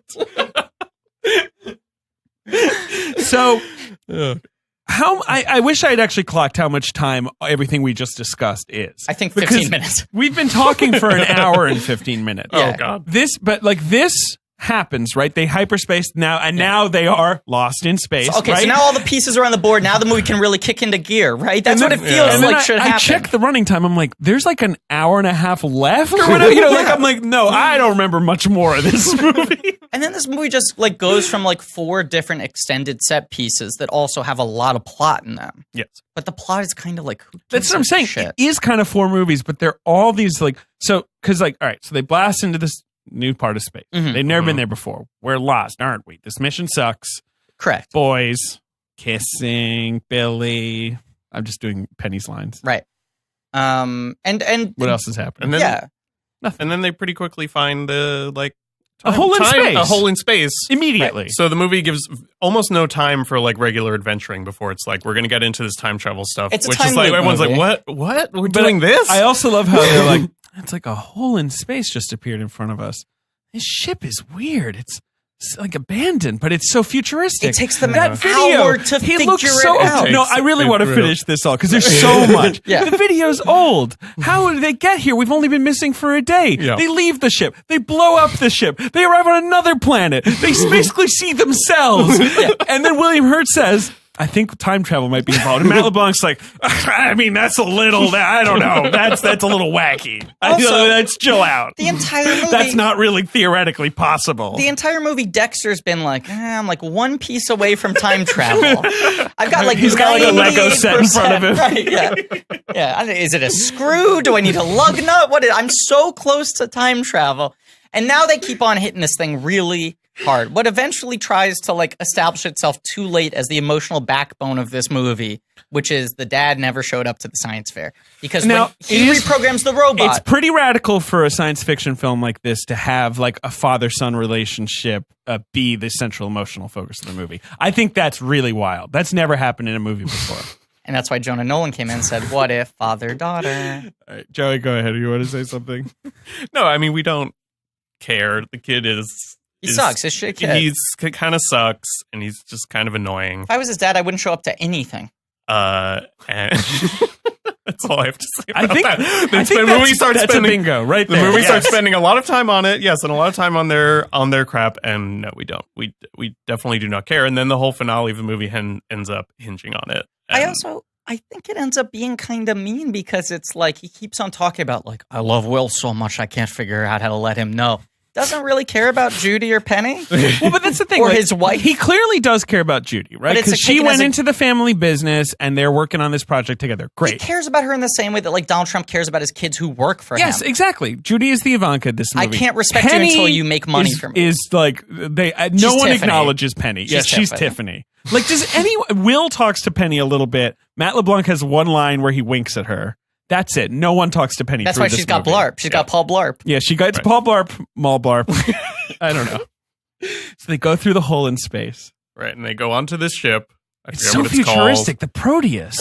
I've never seen. It's a like a ship like big line. Okay, or so something. IMDb trivia fact: throughout both the writing of the film, did you see this one? I saw this one.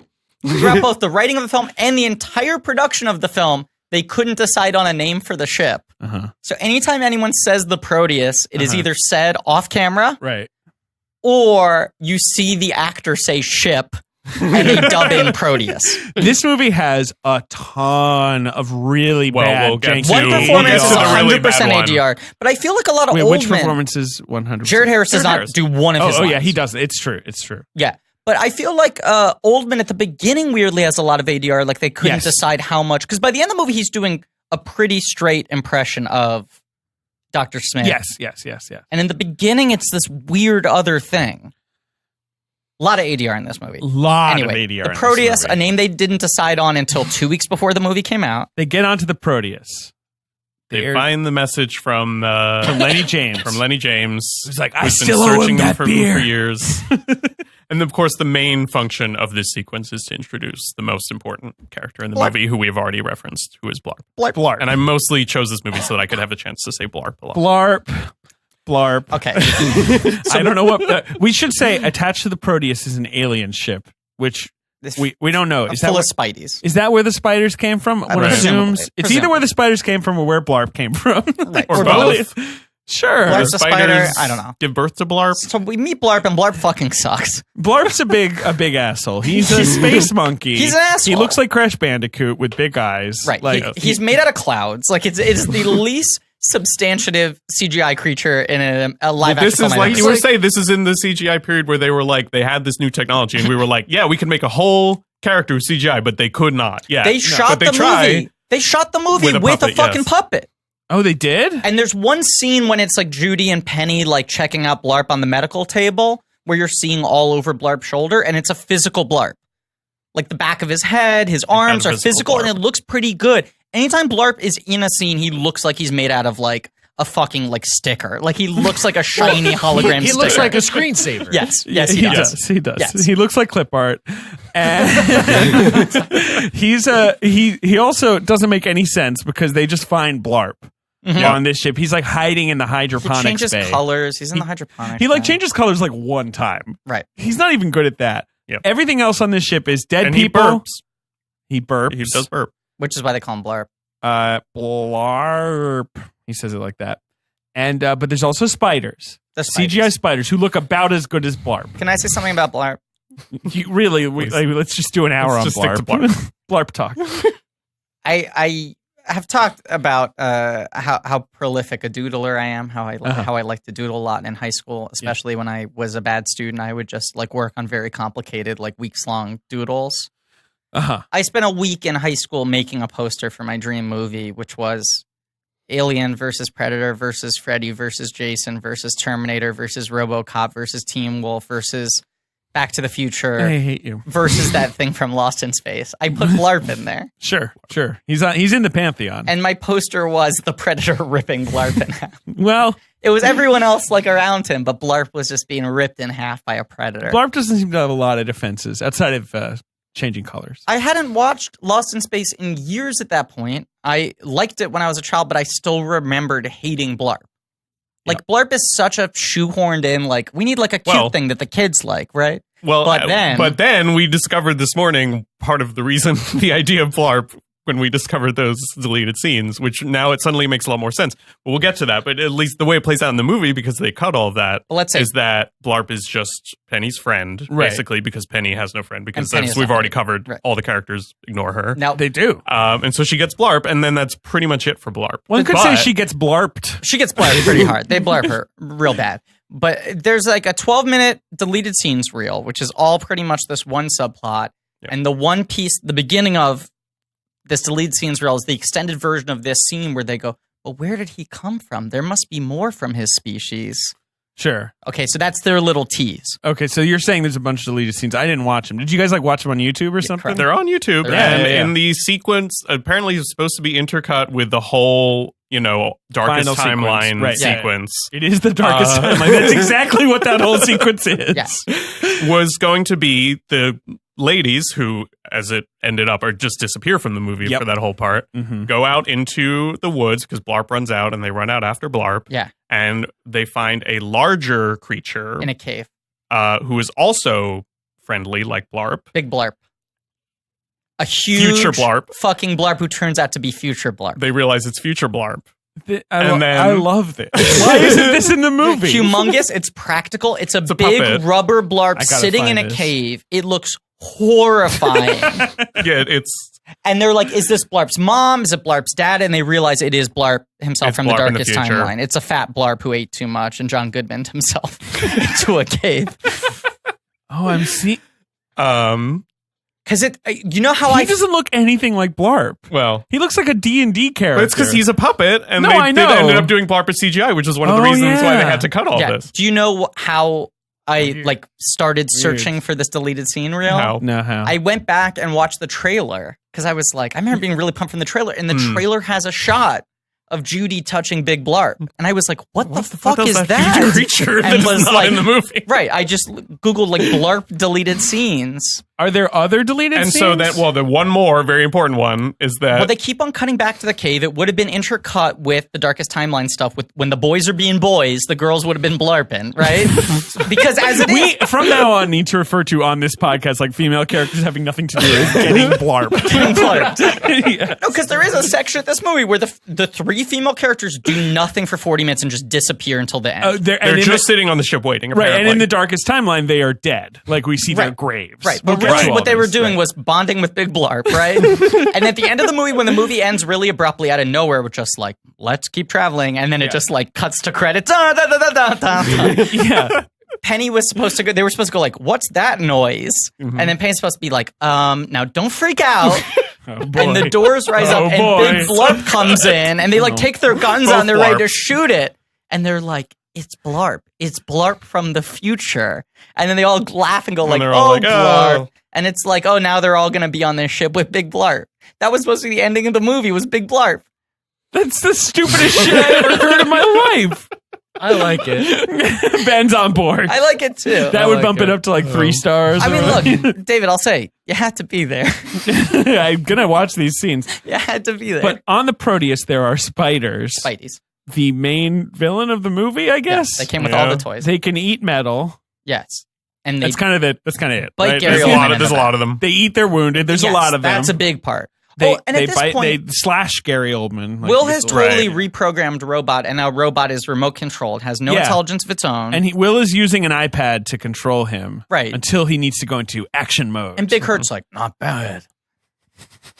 I love you, son. But he doesn't say it to him. He says it into the mirror. William Hurt delivers every single line like he's being choked. Well, like the line I really want to hit, which is right at the end of the movie, is when he tells Matt LeBlanc they can't like escape the planet. He's like, no, we have to go deeper through the planet's core. And he says it like he's Lear. Like me and John just looked at each other with like embarrassment. And look, like, he's a fine actor. He's like a wonderful actor. And we've talked about him before in the show. We will talk about him again. Mm-hmm. One could say this is a sequel to Kiss of the Spider Woman because Gary Oldman gets a kiss of the spider. He does. There is that weird scene. Yeah, go ahead. Where he French kisses a Spidey. Yes. Yeah, that's another deleted scene where William Hurt falls in love with Spidey. Yeah. Spidey number 12. Yeah. So they get off this ship. They get off the Proteus, and then Matt LeBlanc has his weird shield mask. He has the shield mask, which his does armadillo nothing, mask. serves no purpose, but it looks cool. What's a big money shot in the trailer? Yes. Another merchandise spotlight. I remember them making. Do you remember when like they used to make like plastic mugs of like the head of a character? Mm-hmm. Like you drink out of like Batman's head. Mm-hmm.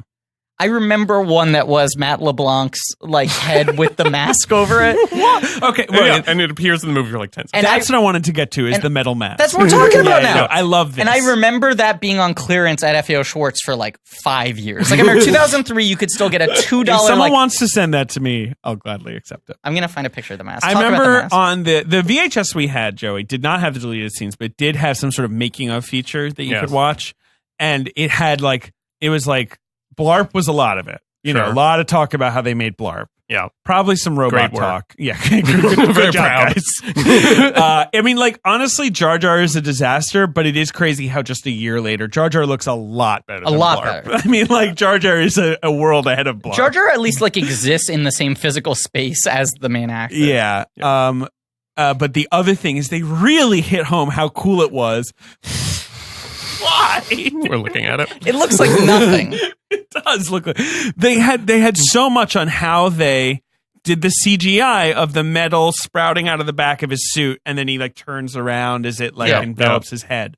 Which I guess was a complicated CGI shot for 1998. I'll say this: I think he looks kind of cool. Like I think it's a cool idea. He has a battle suit. Yeah, we do that gag on the tick a lot because the same thing happens with my helmet. Right, that's true. You've got a CGI helmet. I cannot tell you how frustrating it is to do those shots. How do you do them? It's so tough because it gets into all these specific things of like your hair and your face and like and then they have to paint dots on your face and you have to repeat the same action 5 times. And then with me, it's like I have to like swipe it off, so I have to like run my hands over where the helmet would be. But if I actually touch anything, then it fucks it up. Right. I hated it.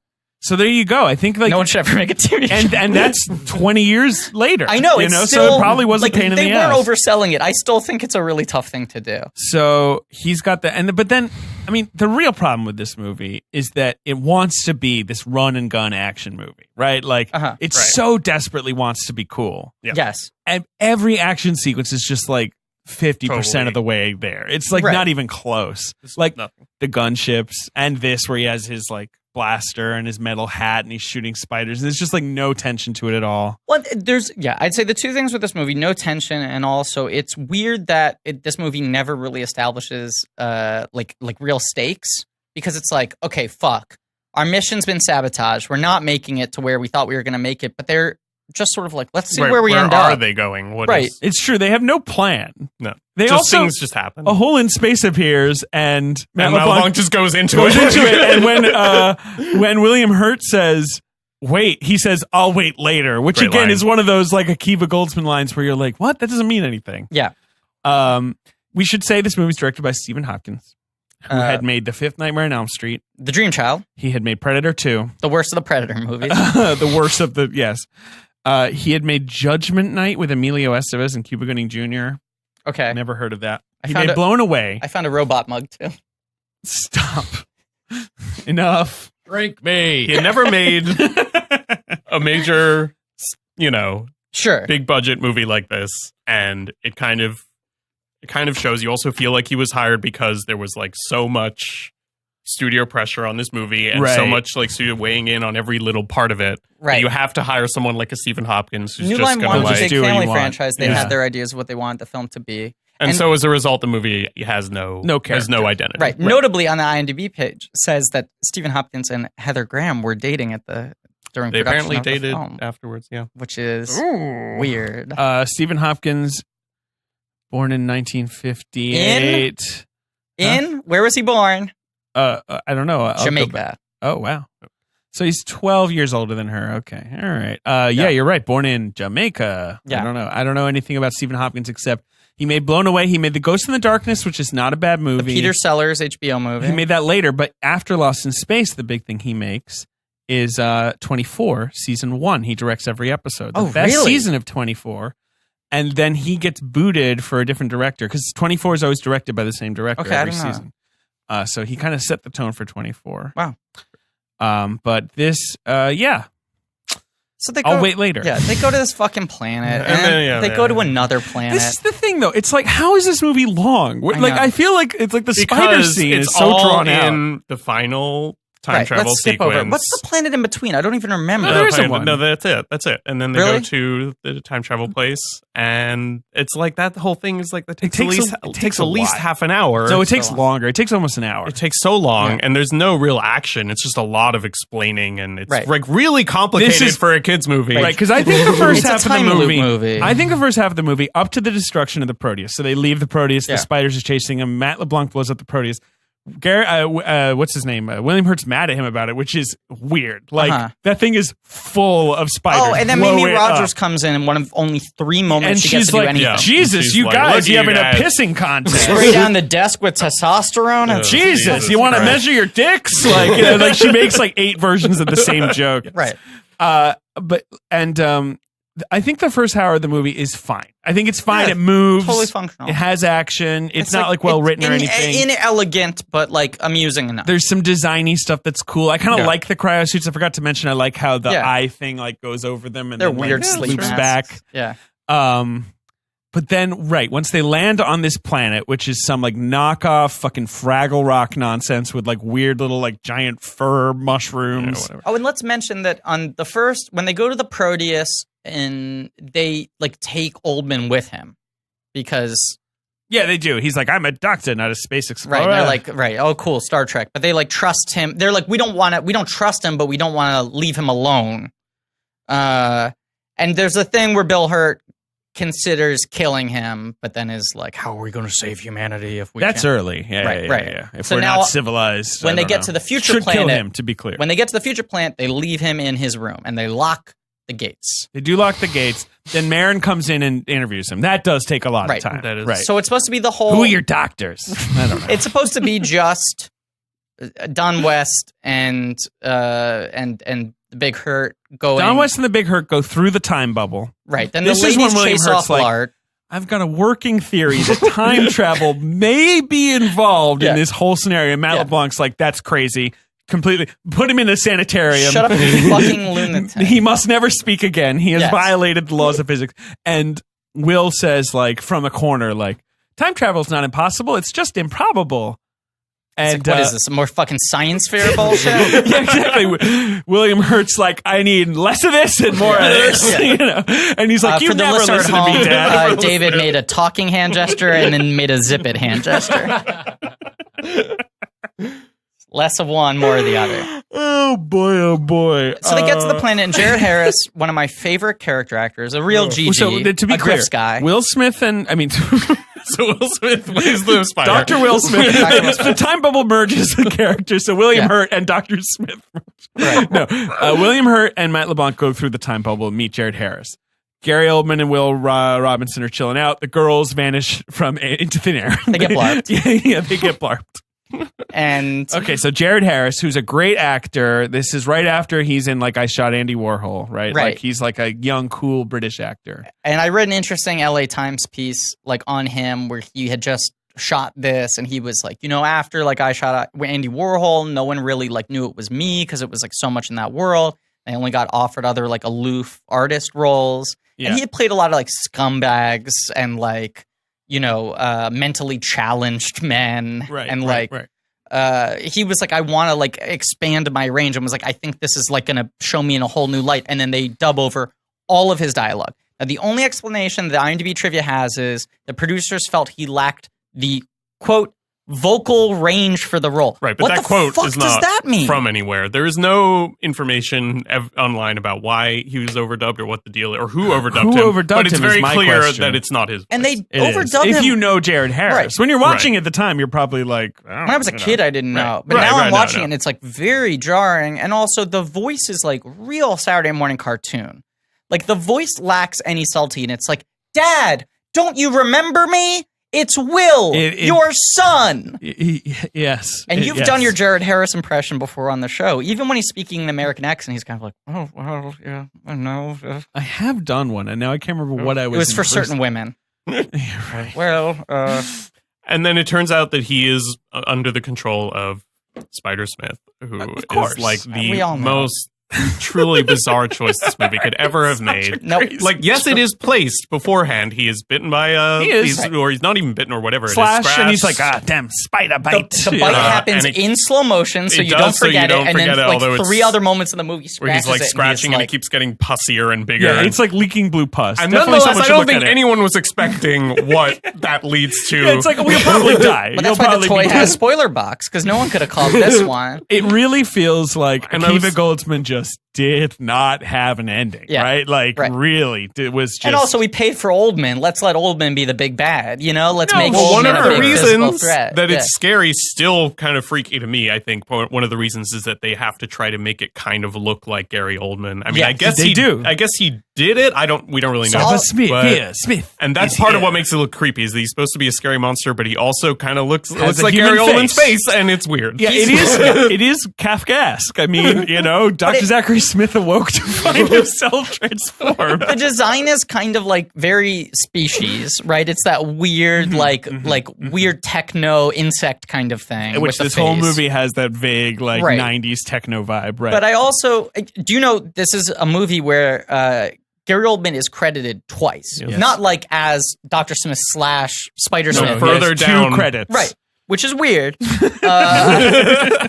Is weird. But the other thing is, I find Spider-Smith / Future Smith very scary for the first chunk when he's wearing that big robe. Right. Because it's clearly like a puppet where they just have a green screen, and it has like this kind of herky jerky movement. He moves like the Skeksis from the Dark Crystal. He's this weird, hunched over, herky jerky mound of robes. He's got claws, and because the whole Jupiter 2 is metal, every step is like thunk, thunk, thunk, thunk. And Gary Oldman's doing some good voice acting, and it's kind of unnerving, and his face is in shadows, and you're like, how much does that look like Gary Oldman? But and then when he like throws when he takes it off you're and like, he's just full bug, it's and also he's full bug and he like grows 10 feet. Yeah, it's weird. Yeah, it's an odd choice. He's got a lot of neck, and so he's like, it's weird because it's so long. Yeah. But it's also mostly just him arriving and Jared Harris being like, Dad, don't you understand? I built the time machine. He wants to go back in because he wants to have a normal life, but it turns out that Spider-Smith was just working him so that he could go back because he only cares about himself. I guess so. But within it, there's a one sort of nice moment where you see through the portal he's created, you see him as a kid and see them on like day when they're going off on the mission. And he has a little monologue about like, oh, I remember how I felt that day. Like, so like full of hope, and it's sort of like a nice moment, and you're like, okay, I get what we're going for here in terms of the art. Before he realized that this mission sucked. But then, most of it is just nonsense. Yeah, it's mostly nonsense. Also, William Hurt is like, I keep calling him that because I can't remember his name. Right. John Robinson is like, well, I don't know if you should do that because. You know, what if you hurt Earth with your time warp technology? Which is what he should be saying is, how about someone goes through that and says, someone sabotaged the ship. Right. Let's deal with that. I don't care who goes through. Anyone but Smith. But Spider-Smith knocks out present-day Smith, and he falls down a pit of garbage. Yeah, he falls into a pit of garbage, and Joanna was like, did he just kill himself? And I was like, no, because then wouldn't he like blink out of existence? Right, yeah. Yeah, so he's not dead. But also at this point, Smith has been palling around with little Will. Right. And they've built the robot now to make it look like the old robot. Right. So there's a lot of that business. Right, and now the Joey's robot just shaking has its his own head. mind. He loves baseball. He's not a remote control anymore. Right, because he put Will put his own brain into the robot, which is he's doing a lot of advanced But shit. when he says like put his own brain into it, there's a shot where you Of a see him with an baseball. iPad. There's a baseball, and he like drags and drops it digitizes the into the baseball. robot. Strike. Whoa! Yep. The robot says, "Strike, you're out." For the love of the game, Yes. rated PG-13. 8 men out. And then there's like a quasi fight that's not really a fight because William Hurt stabs Gary Oldman Spider-Man with his son's science trophy. Oh, Which is, I think, this like Akiva Goldsman save the cat fucking like, I did it. I completed the story circle. He thinks it's Chekhov's gun because at the beginning of the movie they're packing and it's like, why would I even bring this? It's like, Exactly. You bring it Yeah, it so doesn't- you can So, and he stabs him, and then he's like, "Don't you remember these monsters eat their wounded?" And the spiders, the little baby We don't spiders, remember, eat by him. the way. Yeah, right. The spiders like crawl on Smith, but you never quite buy it as like incapacitating. No. And And then there's just a lot of shoe leather about like between the Robinsons, and then no, but then he Will's got knocked down. But he knocks him into the time machine, but into like the bad part that hurts you, which is risky. He almost knocks him through it. Yes. And then he's dangling by his dog tags. Yeah, that's right. Yes, and Big Hurt saves him. Right. And he's like, "Why did you do that, Dad? The core is unstable." And he's like, because the planet's collapsing or whatever. I don't know. Yeah, I told you someday. Dream is collapsing. That's the other fucking real Goldsman-y thing. Was like at the beginning of the movie, Big Hurt says like, "Someday I'll prove to you how much I love you." Right. It's like, why not just say I love you and hug your son now? Yeah, right. Come on. Why you gotta William. make it like a fucking Deus Ex Machina? Right. But so now he like saves his son to show him how much he loves him, and then he jumps in. And not yet. Because they have to that's watch. This is what it's so many right. steps to it. They Right, first try to fuck. watch them escape. Try to without watch them escape, and then they Madelbon's fail. like, "I'm sorry," and they blow up. Yeah. Which is pretty dark. That's and what then, I'm saying. one of many weirdly dark things in this movie. Right. And then he goes back. They go back. He goes back through the machine. Mimi Rogers gets half a moment when they realize that John Robinson isn't coming back. Yeah, when Don she West gets like a returns, goodbye, my love and she moment. sort of becomes the captain. She's like, "Well, I'm going to save as many people as I can." Boom, dead in 5 minutes. Right, Say yeah. fine. Right. Fail. And then he goes back, He but goes then it's back. very unclear. It's like, what? Well, now you're there, but isn't the same thing just going to happen? Yeah. Until he says, "We have to go through the planet. Use its gravity. Not really Then the explained, planet- but then it looks kind of cool. But then the planet collapses into a black hole, which really bursts my bubble. I hate that. Planets don't turn into black holes. Stars turn into black holes. And And then- it turns into a black hole in like 4 minutes. And then the movie just So then they have ends. to use hyperdrive again. Yeah. And Right. Will says, "Cool. That's the last line of the film, right? Cool. Yeah. This mission sucks." Jeez. Okay, box office game. I have to leave. I have a doctor's appointment. All Box right. office game.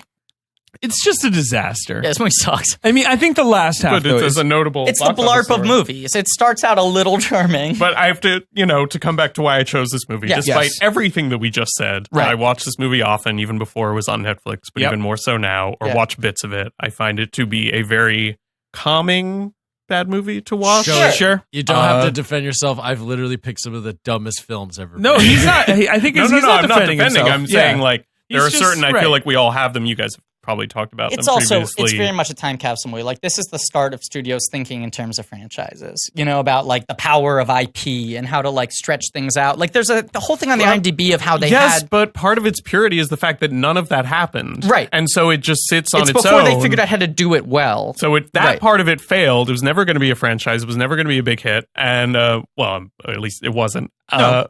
But now it just sits on its own as this weird ass movie that I find very, calming, like yeah, you said. I it's agree with ritualistic that. almost. I'm trying to find this now.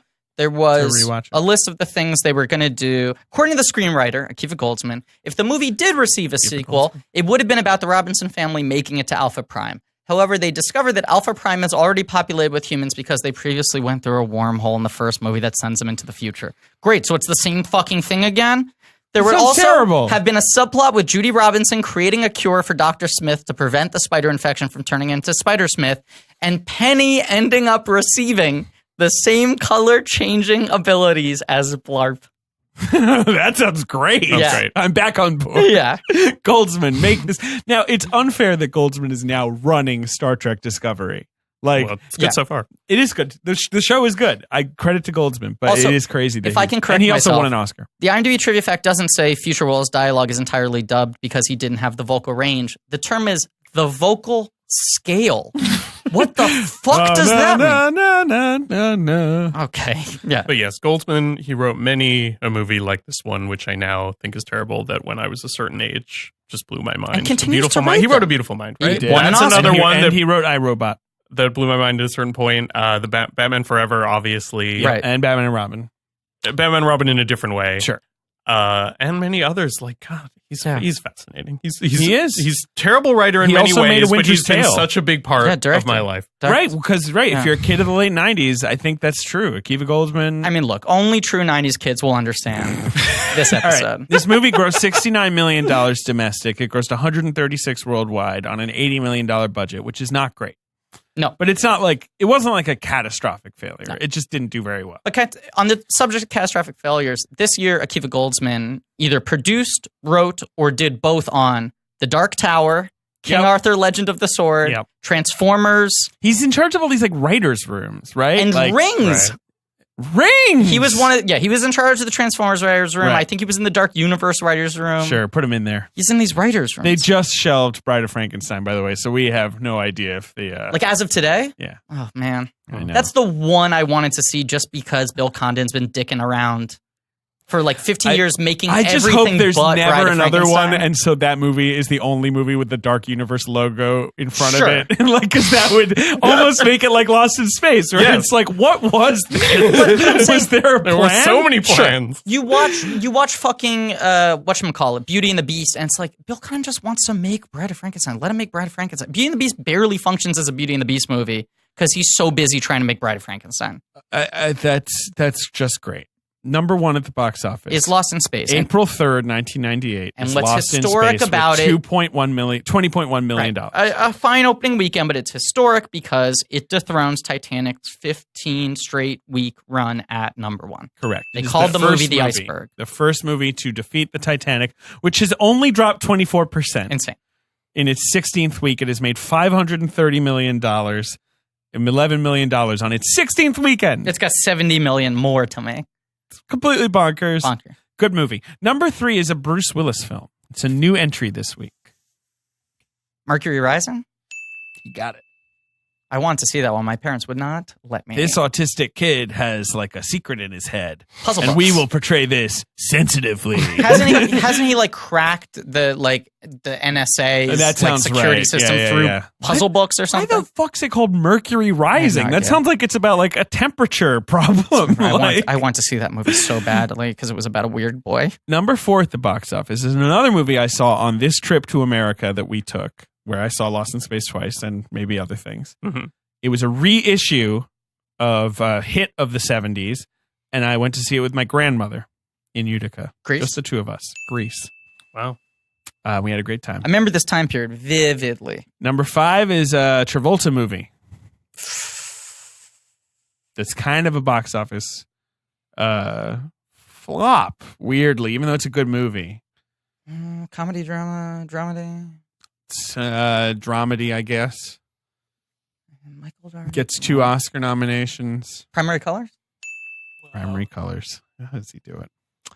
There you go. You nailed the box office game. You just feeling bad after you fucked up Near Dark's box office game so bad? Wasn't you? I can't even remember. Which Yeah, one it was disastrous. But also, no, this was like when I started really following the box office closely. So these are like historic Wild Things, weekends for me. Okay. Man in the Iron Mask. Yeah. So the 2 Leo movies. Because that right? had come closest to dethroning Titanic. Man in the Iron Mask did like 500,000 less than Titanic that weekend, and people thought like Leo is finally going to take down Leo. And then when the actuals came in, it was like a little lower. Barney's Great Adventure is a new entry, number 11. Yeah. As Good as It Gets, which Joey and I just rewatched, number 8. Really amazing movie. Griffin's making a face. It is an amazing movie. really quite something, that and a movie. crazy successful movie. 136 million in 15 weeks. A lot of Pretty money. great. Wow. Good Will Hunting is also hanging out with a similar total. This is when like Oscar movies would just play and play and play and play and make so much fucking money. LA Confidential's also in there, Right. which made $61 million, which was is not bad. Yeah, The lowest grossing of the right, Best Picture but nominees did pretty that year. well. Yeah, Right, it's going to yeah. make 64. Right, because That's a great movie.